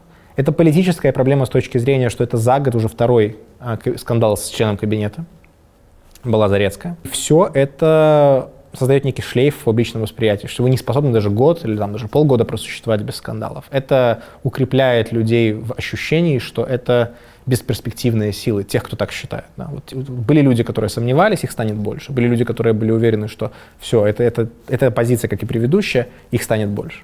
А чем больше таких скандалов, тем больше этих проблем, безусловно. Ты можешь назвать 3 найвялікшыя памылкі беларускай апозіцыі за апошні год? Ну, это, наверное, будет сюжеты, связанные с Зарецкой. И, то есть, странный подбор кадров в кабинет на начальном этапе, да, в таком случае. Я так и не увидел достаточной работы с повесткой, которая волнует не только демократический электорат, то есть социалка, то есть экономика, то есть коррупция, абсолютно провисающая тема. Хотя, казалось бы, да, непочатый край работы. Я думаю, что они... Третье, что я хочу сказать, с точки зрения своего позиционирования в отношении войны, они сделали морально понятный и правильный выбор, но с точки зрения политики они отдают Лукашенко медианного белоруса. Потому что если мы снова-таки обратим внимание на опросы, то белорусское общество поделено, можно условно поделить на 3 группы в отношении того, как люди бы хотели, чтобы война завершилась. Небольшая часть общества, около четверти, говорит, что они хотят, чтобы победила Россия. Еще меньшая часть общества говорит, что они хотят, чтобы победила Украина. Больше 50% говорят, чтобы война прямо сейчас прекратилась перемирием. Демсилы в своей однозначно проукраинской, однозначно такой промилитарной повестке очень хорошо работают со своим ядром, потому что ядро хочет именно этого. Потому что мы хотим с тобой именно это. Но с точки зрения работы с 50% белорусов, которые хотят мира во что бы то ни стало прямо сейчас, неважно, кто победит и где эта война остановится, лишь бы люди перестали погибать, они с этими людьми вообще не работают. Нет месседжей, направленных на эту аудиторию практически. Они появляются, когда Лукашенко сам там завозит ядерное оружие, вагнеровцев, тогда демсилы просыпаются и начинают: во, видите, угроза, Лукашенко угроза миру. Вот этот месседж о том, что Лукашенко угроза миру в Беларуси, он, мне кажется, должен был быть стержневым, основным в коммуникации демсил, а не мы воюем за Украину до победного конца. Это важно, это супер важно, но это не должно быть главным в разговоре с белорусами, потому что белорусы, как показывают исследования, в своей массе находятся вот в этом вот серединном лагере, да? Прекратите войну, прекратите стрелять. Теперь мы смотрим на риторику Лукашенко. Он как маятник метается между Россией, наши братья, они всех победят, до перемирия прямо сейчас. Он тоже говорит: давайте немедленно заканчивать стрелять. Ты разумеешь, одна справа Лукашенко, он... говорить, а інша справа, коли Тихановская так скаже. И какие будут наступства для Тихановской, так? Наверное, да, и они сделали выбор в пользу этих последствий. Но я думаю, что риторические пути работы с этим противоречием есть. Ты можешь говорить что-то одно и чаще своей западной аудитории и аудитории там в Украине. Ты можешь в коммуникации с белорусами больше подчеркивать те темы, которые тебя объединяют с срединным белорусом. Потому что Лукашенко многими своими действиями действительно приводит войну в Беларусь. Особенно размещением ядерного оружия. Але говорит отворотное. Говорит другое, и получается, что он так или иначе обрабатывает запросы 80% белорусов. Он не всех их на свою сторону перетянул, но он работает с запросами как провоенного, пророссийского лагеря, деяниями, так и про пацифистского немедленно закончите войну лагеря. Он работает с 2 аудиториями, как минимум. Демсилы работают, дай бог, чтоб с полутора, но скорее только с одной. И там, и у Тихановской, и там есть проблема, потому что самый край провоенного, такого, проукраинского лагеря, я не могу назвать его провоенным. И они задоволены. Конечно. Они считают ее недостаточно радикальной. Вот. И тут как бы шашечки или ехать. Надо сделать выбор. Надо сделать... я не уверен, что всегда правильно делать выбор демагогичный, опираясь там, на максимальное большинство. Но иногда полезнее определиться. Мне кажется, что у них нет определенности по этому вопросу, и у них нет определенности по геополитическому вопросу тоже. Мы как бы против России, мы как бы говорим, что Россия враг, и из всех с ней интеграционных объединений надо выйти, но при этом мы не говорим про то, что мы хотим видеть Беларусь членом Евросоюза, например, да, или НАТО. Мы говорим про европейский выбор, европейскую перспективу. Мы вслух не можем артикулировать, что да, черт с вами, с 80% белорусов, которые сегодня не хотят в Евросоюз, но мы вас туда убедим, что надо идти, потому что Россия угроза. Надо сделать выбор. Ты либо двигаешь общество и там, своих сторонников в какую-то сторону, ты признаешь, что я на время готов быть непопулярным в этих вопросах, либо ты все-таки пытаешься строить мосты с серединным белорусом. Да? Я думаю, что вот если мы все-таки сформулируем ошибку, то, мне кажется, выбор не сделан.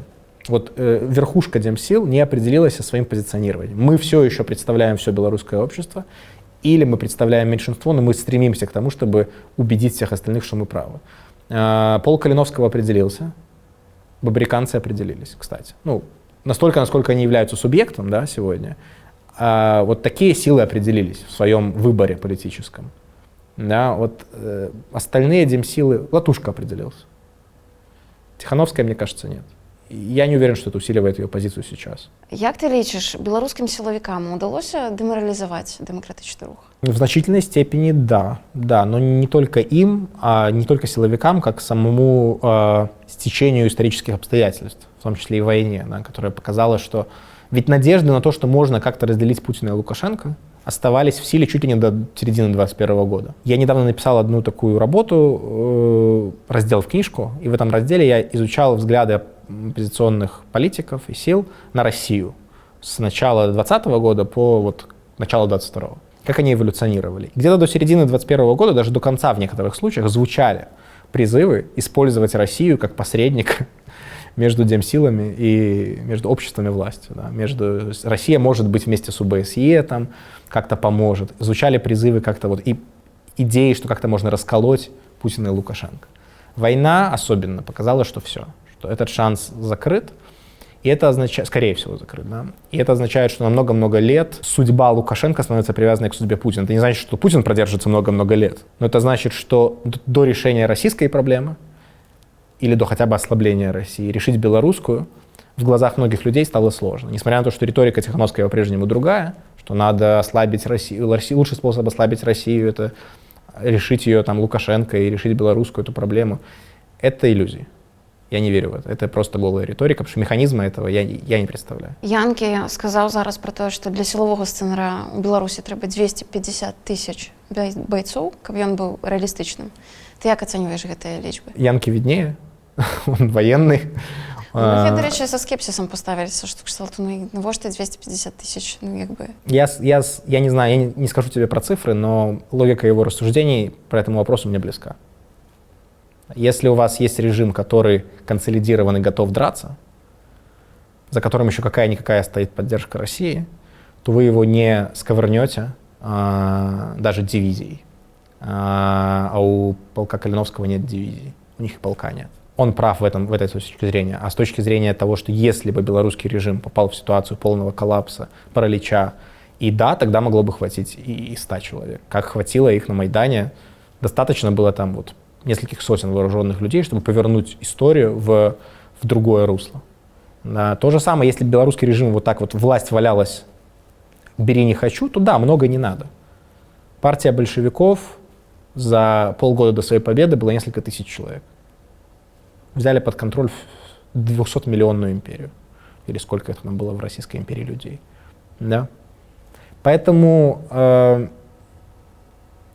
все зависит от момента в истории, но в сегодняшнем моменте в истории, когда белорусский режим будет сопротивляться, конечно же будет.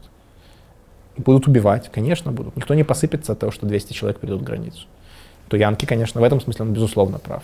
И поэтому его главный месседж, как я его понял, был в том, что прекратите витать в облаках, прекратите жить этими глупыми иллюзиями, что можно сперва, не решив проблему монолитности режима и его связи с Россией, надеяться, что на белых Абрамсах или там, я не знаю, чем, заедут калиновцы и решат вопрос за вас. Что ты думаешь про политичную будущее Валерия Сахашчика? Мне кажется, она у него есть, если он сам захочет этим заниматься. У него очень интересный политический регистр. Он разговаривает новым языком, которого не было в белорусских земсилах довольно давно. Наверное, чем-то похожим был Статкевич в молодости.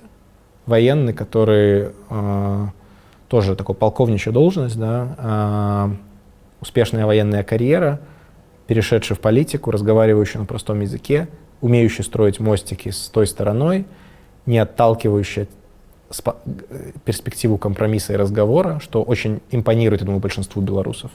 То, что мы все равно одна страна, и нам придется договариваться. Но Статкевич перестал быть такой фигурой, он стал более радикальным с ходом времени. Сахашчик остается, он подчеркивает, что он продолжает быть за диалог и за мир. Я думаю, что в итоге у этой точки зрения, у этого подхода к белорусской политике больше шансов победить после Лукашенко, чем у точки зрения, что разрушим до основания и как бы построим на обломках. Поэтому я думаю, что у Сахашчика большое будущее.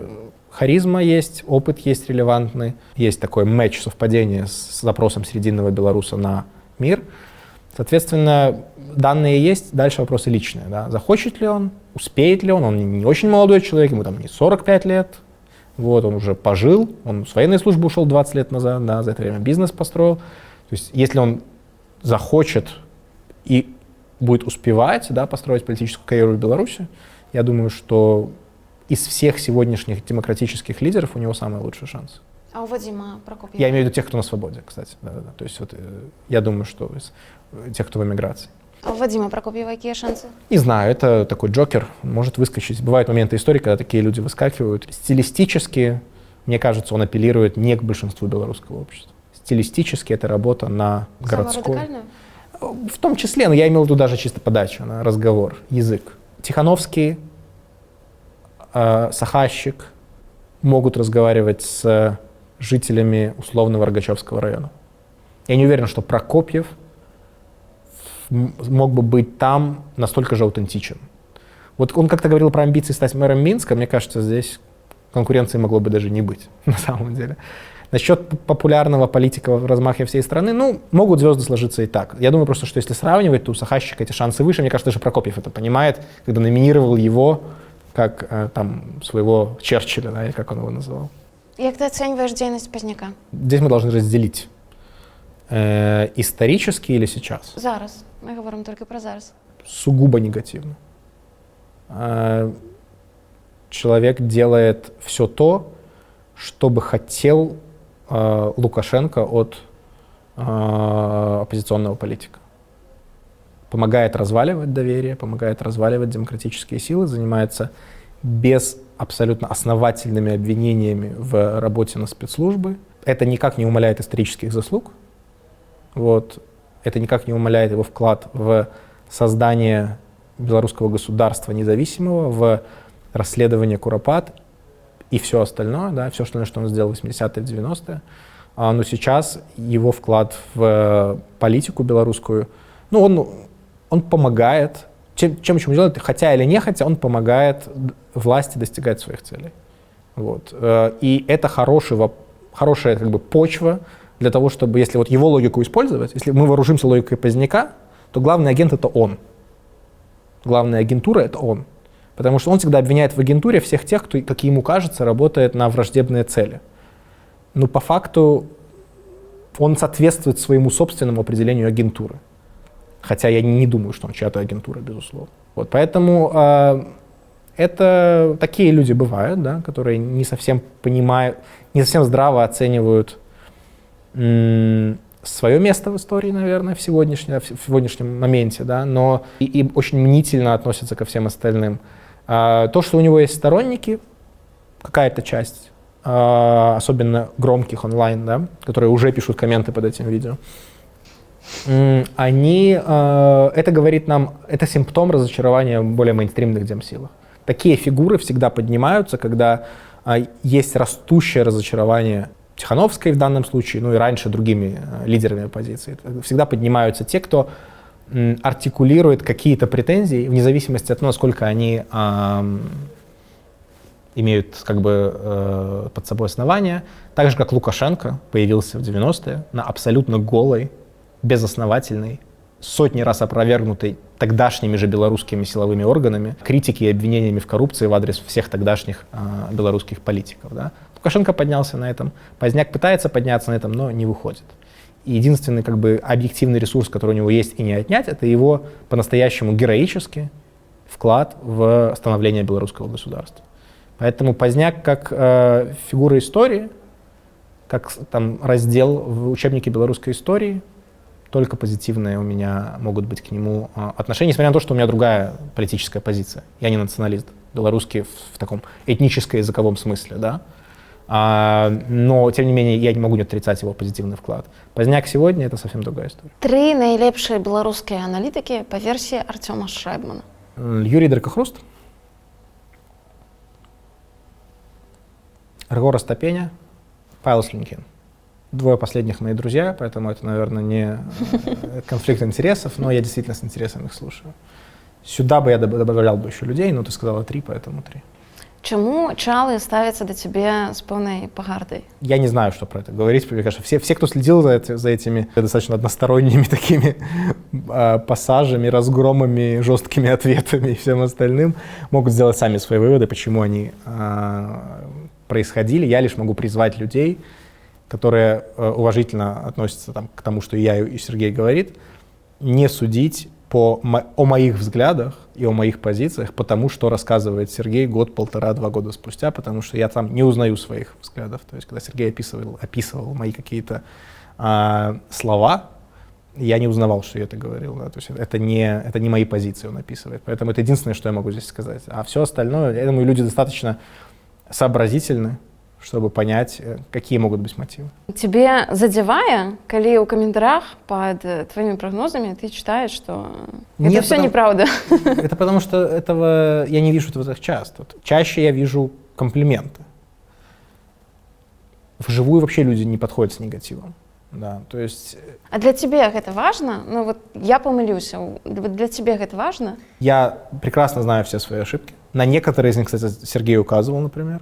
И большинство из критики было не по адресу, но та часть, что была, нужно делать работу над ошибками. Как с войной, так и со скоростью мобилизации в 2020 году, и с многими какими-то другими вещами, которые я не видел. Важно для меня очень принципиально отрефлексировать, что я не учел. И мне кажется, я эту работу над ошибками делаю. Мне кажется, что я стал аккуратнее высказывать прогнозы. Мне кажется, что я стал их чаще высказывать в формате, чтобы это произошло, должно произойти это, а если это произойдет, то произойдет так. Важно для себя принять как аксиому, что все меняется, что нам кажется сегодня неизменным. В прошлом интервью Току я говорил, а это было сейчас, я посмотрел даже на днях, было очень смешно. Я говорил, что все, Лукашенко навсегда потерял большинство белорусского общества, что вот он останется со своей третью до конца. Мы увидели, что война изменила расклады в белорусском обществе. Да, не то, чтобы он их приобрел устойчиво, но мы говорили о том, что некое метание происходит. Да. Важно для себя сделать выводы, что любое статус-кво, которое ты сегодня наблюдаешь, и кажется тебе неизменным и вечным, может поменяться. Я думаю, что благодаря такой критике, которая бывает за мои прогнозы в прошлом, я могу делать работу над ошибками и как-то менять свое взаимодействие с информацией, с тем, что я анализирую. Да? Поэтому не могу сказать, что меня это задевает, потому что в ситуациях, когда это правда, я беру это на борт. В ситуациях, когда я считаю, что это неправда, я либо пропускаю это мимо ушей, либо бегу в комменты спорить, что я так не говорил. Вот. Потому что очень часто, хорошая часть критики в нашем аналитическом пространстве и во всем остальном — это искажение позиции друг друга. Это когда люди вместо того, чтобы спорить с тем, что сказал тот человек, которого ты критикуешь, спорят со своими фантазиями о том, что тот человек сказал. Это 95% критики Сергея в мой адрес, например. Да? И так уж получается, что большую часть моих реакций на такую критику про прогнозы — это «чувак, почитай дальше». Или там «посмотри, что я на самом деле сказал за пределами заголовка, который написали журналисты к статье, в которой я что-то говорил». Да? Поэтому меня это не задевает, а самое главное, что я не думаю, что большинство моих прогнозов не сбываются. Я считаю, что ситуация обратная.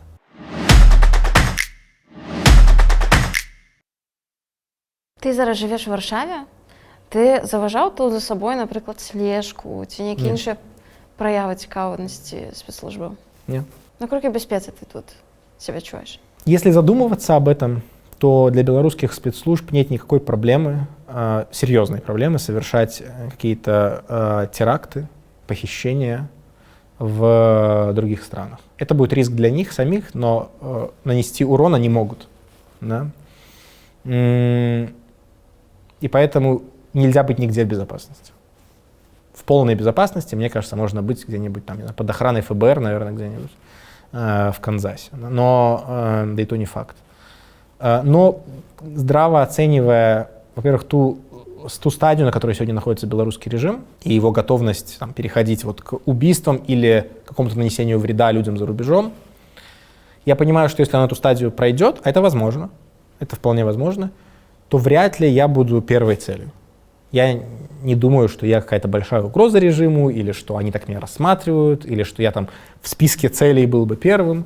Поэтому, условно говоря, если бы это стало новой практикой, я бы ожидал, чтобы мы увидели бы какие-то другие проявления этого. а во-вторых, страны, в которых мы находимся, предприняли бы, наверное, какие-то меры безопасности. Когда случилось в Украине, там повесили Шишов, был такой активист перед войной, белорус, и Зеленский поручил спецслужбам как бы позаботиться о безопасности белорусских диссидентов, которые живут в стране. Конечно, времена были, господи, сейчас бы представить такое. Ну и со мной связывалась СБУ, мне написали, типа, не хотите ли встретиться, вот обсудить в свете последних событий, типа, какие там всякие риски, возможности. Я отказался от встречи, но сам факт, что даже в Украине, которая никогда не была каким-то суперцентрализованным таким государством, где все службы эффективно работают, ну то есть это сейчас они показывают себя чуть ли не идеально, но никогда это не было сильной стороной Украины, обеспечение безопасности кого-то на своей территории, вспомнить того же Шеремета, да. Но даже они озаботились. Я бы ожидал, что если первый случай произойдет, такого, не дай бог, то польская, литовская власть будут очень сильно принимать разные меры, чтобы этого не случилось. Зараз мы уже, в принципе, поглядели завершение истории, может быть, некого этапа с Романом Протасевичем. И я хочу тебя спытать, ці даровал ты ему, потому что нечего даровать, ничего прощать. Я не обижался на него никогда. Я просто скажу для тех, кто забыл, что ты был вымушен выехать из Беларуси после того, как Роман про тебя сказал по телебачению на всю Украину. То, что я говорю, что у меня на него нет обиды, это не кокетство. Во-первых, мы понятия не имеем, как бы мы себя вели в такой ситуации, как Роман. Я про себя говорю, я не знаю, как бы я себя вел. Да? И под какими воздействиями он тогда был. Да? Это раз. Два, и это самое главное, сценария, в котором Рома этого не говорит. И я остаюсь счастливо жить в Беларуси. И со мной все хорошо, его тоже не существует. Это означает, что я бы просто сел бы позже, не услышав какого-то маячка, или уехал бы позже, услышав этот маячок, следующий. Поэтому что конкретно Роман изменил в моей жизни, принципиального, я не знаю. Ну, то есть... Может быть, он тебе допомог? Ретроспективно я вряд ли думаю, что это была его цель, но по факту сигнал был настолько четким и понятным, что пора валить, что слава богу, что он был именно таким четким. Я знаю людей, которые из-за нечеткости сигналов их пропустили. В том числе моих близких для меня людей, важных для меня людей. Ты чекал, что его помилуют? Да, конечно. Я об этом писал. Что я не ожидал, что это будет на следующий день. Ну, то есть в течение там недели после приговора. Но мы буквально там с коллегами-журналистами переписывались даже в Твиттере где-то, что говорят, что вот на такие статьи, что его невозможно будет присудить к чему-то нереальному сроку. То есть он точно идет в тюрьму, все такие возмущались. И тогда я еще предположил, что так помилование осталось. Да, то есть как процедура, которую, скорее всего, к нему применят. Просто я думал, что его, как и Сапегу, условно говоря, помурыжить немножко в тюрьме, типа, чтобы знал, что там ты что-то все-таки накосячил и должен отстрадать свое, но помилуют все равно явно раньше, чем всех остальных, и явно по ускоренной процедуре. Что его помилуют вот так вот, без одного дня в тюрьме, я не ожидал, но понятно было, что если ты не вознаграждаешь человека за такую степень сотрудничества, ты посылаешь очень плохой сигнал и неправильный сигнал всем остальным, потому что никто не будет сотрудничать. Тебе нужно вознаграждать Воскресенских, Протасевичей и так далее за их степень публичного унижения. Поэтому это было абсолютно понятно, что так произойдет. Я хочу тебе таксама спытаць пра справу Тутбай, тому што многія пабачылі, што з'явілася прапагандысцкае кіно, у якім з'явіліся дзве журналісткі, якія пасля выйшлі на свабоду, але селі галоўная рэдактарка Золатава і гендырэктарка Чэкіна на 12 гадоў абедзве, так? І гэта не прыём адносна справы Тутбай, это пастаянны прыём рэжыма у розных кейсах, так, каб одних принизить, інших посадить, когось Я не вижу выпустить. здесь унижения, Настя, я не вижу здесь никакого унижения. Як ты ввогуле ставишься до такой ситуации?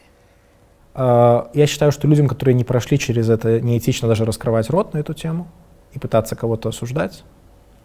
Я также считаю, что девушки с Тутбая, которые были в этом пропагандистском кино, вели себя достойно, и не за что ни их критиковать, ни кого-то другого, кто был в такой ситуации, да. Никакого активизма с их стороны или со всех, там, Надежда Остапчук, которую показывали по ОНТ, и других, кто вот, Левиан давал интервью и так далее, никакого активизма и желания поволонтерить и дать побольше показаний вслух там не было. И поэтому мои слова восхищения и поддержки людям, которые это вынесли, особенно учитывая, что я знаю, что часто такие вынужденные показания, да, показания, полученные под пытками, по сути, это необходимость для того, чтобы каких-то других людей достать из тюрьмы.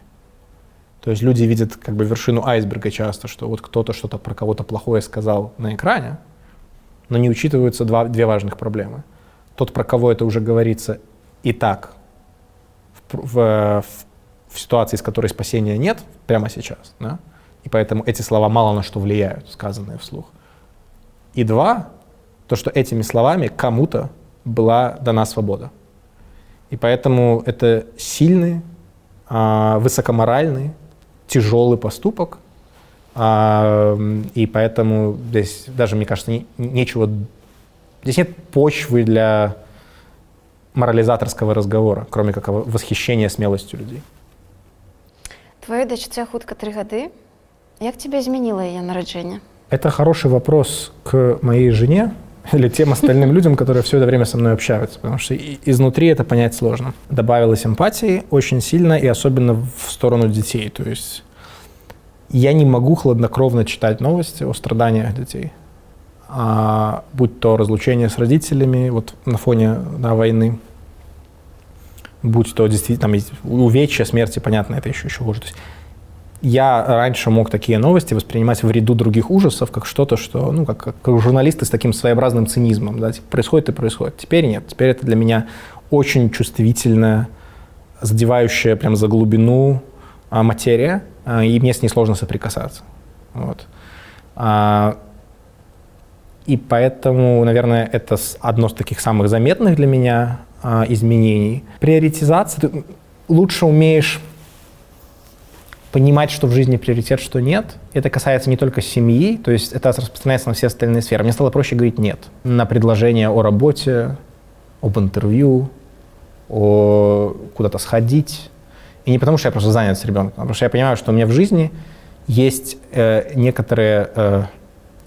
полежать на диване и посмотреть в потолок иногда стало тоже самоценным занятием, ради которого я не всегда готов, которым я не всегда готов жертвовать ради чего-то, не знаю, пойдем туда. Да, то есть, и это тоже влияние родительства, потому что это последствия того, что ты понимаешь, насколько меньше времени у тебя осталось на себя, и насколько больше времени ты должен другому человеку, маленькому человеку, который без тебя не справится. Поэтому вот так, наверное, это все. Но в остальном не уверен, что меня как-то радикально поменяло. Бороду отрастил, это дочки заслуга. Ну, расскажи про это. Да, я просто как-то поехал, мы поехали в отпуск на полторы недельки где-то, я приехал со щетиной, и я у нее спросил, типа, Ева, тебе нравится или нет? Она говорит, да, нравится, не сбривай, не оставляй, типа. И все. Ну, типа, с тех пор спрашиваю периодически, и она говорит, типа, ну так. Класс. Ну, вот тебе еще одно изменение. Але слухай, яна з'явілася ў час, калі у Беларусі бушавалі падзеі. Она родилась во время протестного марша 30 августа, прям вот, может быть, за час до начала. Я помню, что уже были сбои с телефонами, и мне пришлось звонить в роддом по городскому. Як ты гэта перажываў, так? У цябе ў жыцці там самая важная падзея, магчыма, ўсяго твайго до таго моманту жыцця. У Беларусі таксама. Як ты? Это был эмоциональный перегруз, однозначно. Плюс это же все еще накладывалось... В Беларуси происходит, как бы, с одной стороны, эйфория, с другой стороны, трэш полный, да? То есть два этого потока эмоций позитивных и полного такого зла, да? Которое уже обнажилось в эти моменты. Ребенок, вначале беременная жена, потом рождение ребенка и первые месяцы, а потом и четвертое, что на это накладывается, это работа, которая стала намного больше, разумеется. То есть были дни там, я не преувеличиваю, не хвастаюсь, 30 интервью в день, работа по ночам, ребенок тоже по ночам, да, то есть это непросто. Это было... и плюс, ну, естественно, мысли о безопасности начали потиху появляться, да, там, особенно когда меня уже осенью показали на ОНТ среди участников чата Лавхата, и я был единственный, кто был в стране и не сидел. Это была осень 2020 года. С тех пор я уже начал немножечко переживать. Да, и поэтому это все, конечно, был очень серьезный такой эмоциональный коктейль, который, я не знаю, может, он меньше волос мне сделал на голове, но он точно, наличие в нем ребенка и вот родительство, это был позитивный вклад в это все. Об этом говорят многие, кто рожал в 2020 году. Что это был, возможно, гормональный какой-то компенсатор, да, возможно, просто позитивные эмоции, которые у тебя все равно в жизни были, несмотря на то, что происходит на улицах. ты понимал, что ты должен сохранять менталочку в порядке для вот этого человечка, и это все концентрировало твои ресурсы в правильную сторону, да, и позволяло держаться, да, в любых ситуациях, позитивных, негативных, любых, просто это давало силу. Думаю, что есть истории, на кого-то подействовало иначе, для кого там сложное родительство или для женщин сложная беременность, сложные роды, пострадовая депрессия могла только наложиться на это и усугубиться. У меня ребенок был самым крутым, успокоительным и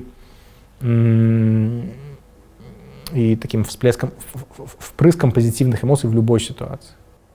Який ти як батько? Все дозволяєш? Не знаю. Да нет, наверное, нет. Ева ездить на шее твоей? Я не сказал бы так. Ну, на шее ездит, но метафорически выражаясь, я, наверное, я могу и накричать. То есть я могу поднять голос, потому что с маленьким ребенком иногда нужно привлечь внимание, чтобы показать, что не все можно. Да? Сейчас именно тот момент, когда 2-3 года ребенку нужно выстраивать некое понимание границ дозволенного. Там, нельзя плеваться на прохожих, нельзя там бить детей, других, такие вещи. В эти секунды ты должен, я не перебегаю к рукоприкладству, конечно, поэтому ты должен повышать голос, как-то там, иначе показывать, что ты недоволен. Поэтому я не всегда добренький с ребенком, поэтому нет, я не думаю, что на моей шее можно ездить, но со мной ведет себя чуть иначе, чем с мамой, со мной ведет себя чуть иначе, чем с 2 нами. Кажется, что со мной дочь ведет себя более спокойно и уравновешенно. Возможно, она чувствует, что я с ней тоже спокоен достаточно, и она перенимает это, да, и капризничает меньше, когда мы с ней только вдвоем.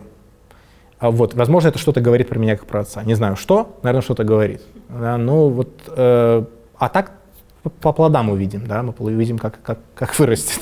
Але слухай, нарасце ў эміграцыі, ты не боишься, что она вырасце полькой, а не белорусской? Я хочу, чтобы она была счастливой. Польки бывают счастливыми. Конечно. Но на самом деле, если серьезно говорить, то я бы хотел, чтобы она, безусловно, у меня есть желание, чтобы она оставалась привязана к Беларуси. Чтобы у нее было какое-то ощущение, что это моя страна. А самое главное, что я планирую вернуться. Я не планирую. Я хочу вернуться, я знаю, что при первой же возможности я это сделаю.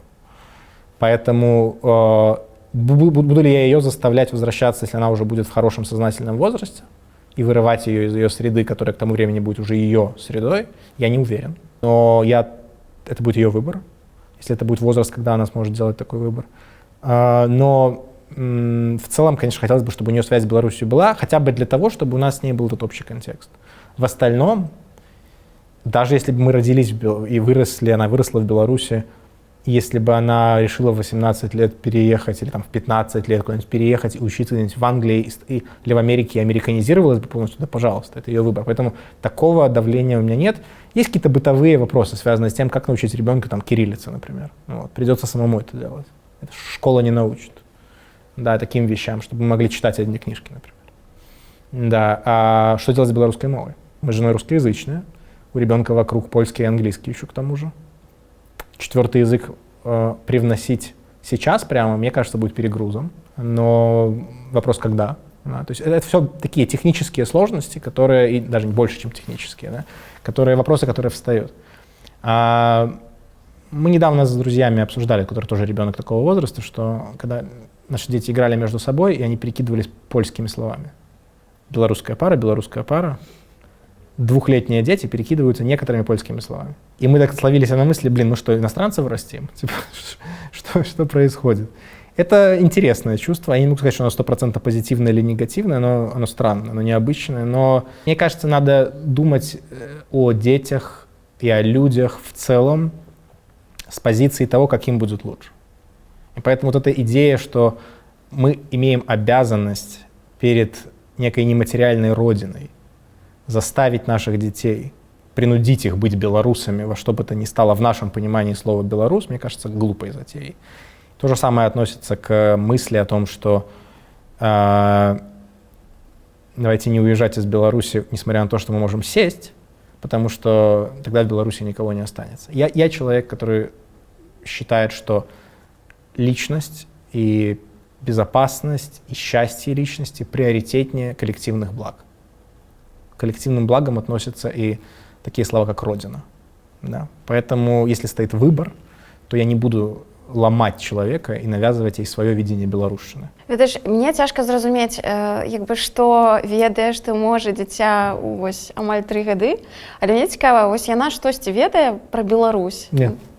Яна увогуле разумее, она знает, что бабушки и дедушки приезжают на неделю и едут обратно. Она понимает, что они куда-то едут, что есть место, в которое они едут, и с этого места она с ними общается по видеосвязи. Я не думаю, что она себе концептуализирует, что есть некоторая страна и что такое вообще страна. Я думаю, пока нет понимания, что такое страна и город, да, этого нет. Я знаю, что дети чуть постарше, на год старше уже, которым 4 года, которые могут помнить Беларусь, например. Или уехавшие, их родители уехали, например, в 21-22. У них этот концепт лучше есть. Да. Это я вижу по знакомым, по друзьям. Вот. Некоторые из них даже умеют кричать «Живи Беларусь!» Да. Дети моих друзей. Но в возрасте моей дочери пока нет. Что ты лічыш сваёй самой великой помылкой у жыцці? Это будут личные вопросы. Ну, в смысле, что я не могу об этом говорить, потому что это мои личные выборы, связанные с отношениями с некоторыми людьми, которые мне не давали разрешения вслух про это говорить. Да? Все-таки люди живут частной жизнью и не готовы на сотни тысяч своих зрителей, чтобы их истории рассказывали. У меня были ошибки, которые связаны с личными отношениями, и которых я бы не допускал, если бы чуть-чуть умнее был. Тогда. Вот. Других ошибок, профессиональных или каких-то других, я за собой, честно говоря, не вижу. Наверное, не знаю, я бы там раньше снял деньги с украинских счетов в банках, потому что мне их заблокировали, да, и 1,5 года вот я А что, до речі, з этими грошима по вынику Получилось разблокировать, наконец-таки. И вот сейчас как раз занимаюсь, так сказать, снятием их оттуда через доверенности подругу. Но в целом это была, конечно, эпопея. Но это мелочь, то есть по большому счету. Який самый страшный момент у житті для тебя? Момент, коли тебе было наибольш страшно? Это, наверное, все-таки будет день моего отъезда. И это не Беларусь. Из Беларуси я выезжал довольно спокойно. Это было в России, когда я сидел в Шереметьево, ждал своего рейса. Рейс должен был у меня Ереван-Киев. И за 5 часов до вылета, я рано приехал, за 5 часов до вылета желтые сливы публикуют, что я выехал. И вот в тот момент я понимал, что в теории у них есть 5 часов. Это был выходной день, но все-таки, чтобы предупредить российских погранцов и при необходимости меня. И вот момент, когда российский погранец почему-то очень долго смотрел мой паспорт, минут 5, может 3. Мне показалось, что час, но на самом деле минуты 3. Я думаю, эти 3 минуты это был самый страшный момент в моей жизни. Да.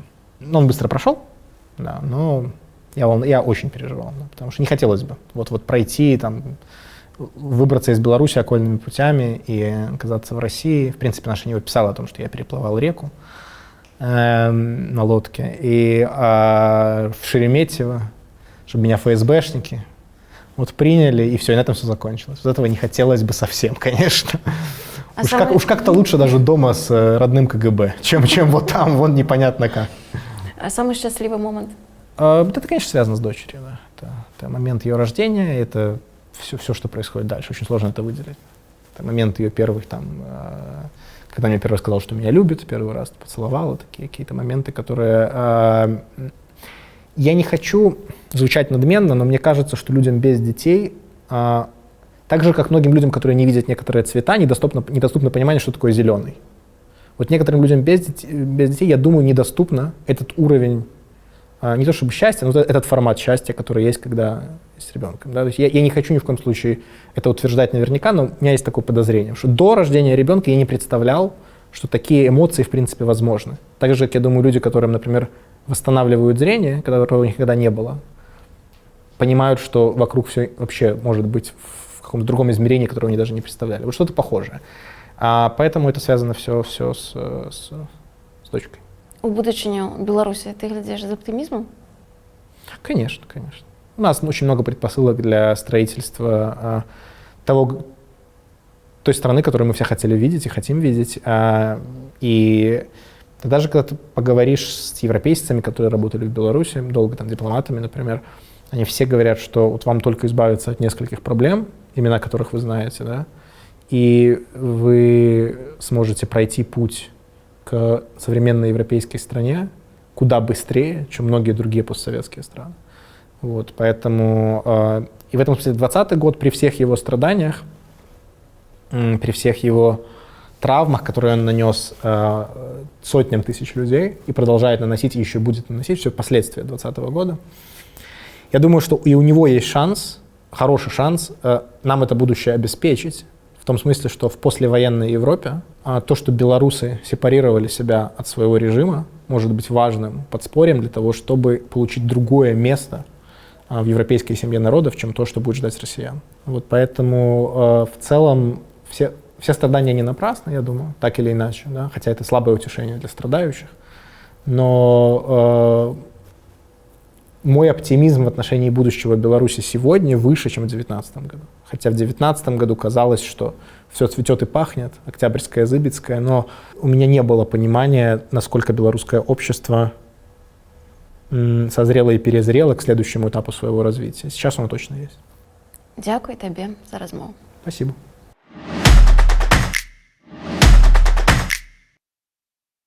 Сябры, дзякуй, што даглядзелі гэтае відэа да канца. Гэта вельмі высокая ацэнка нашай работы. Калі у вас з'явіліся каментары падчас прагляду гэтага інтэрв'ю, пакідайце іх пад гэтым відэа.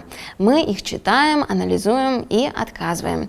А таксама падпісвайцеся на наш канал, каб не прапусціць новыя выпускі ТОК. І на канал Наша Нева Ньюз, дзе мы публікуем па буднях свежыя выпускі гарачых навін. Дзякуй, што вы з намі.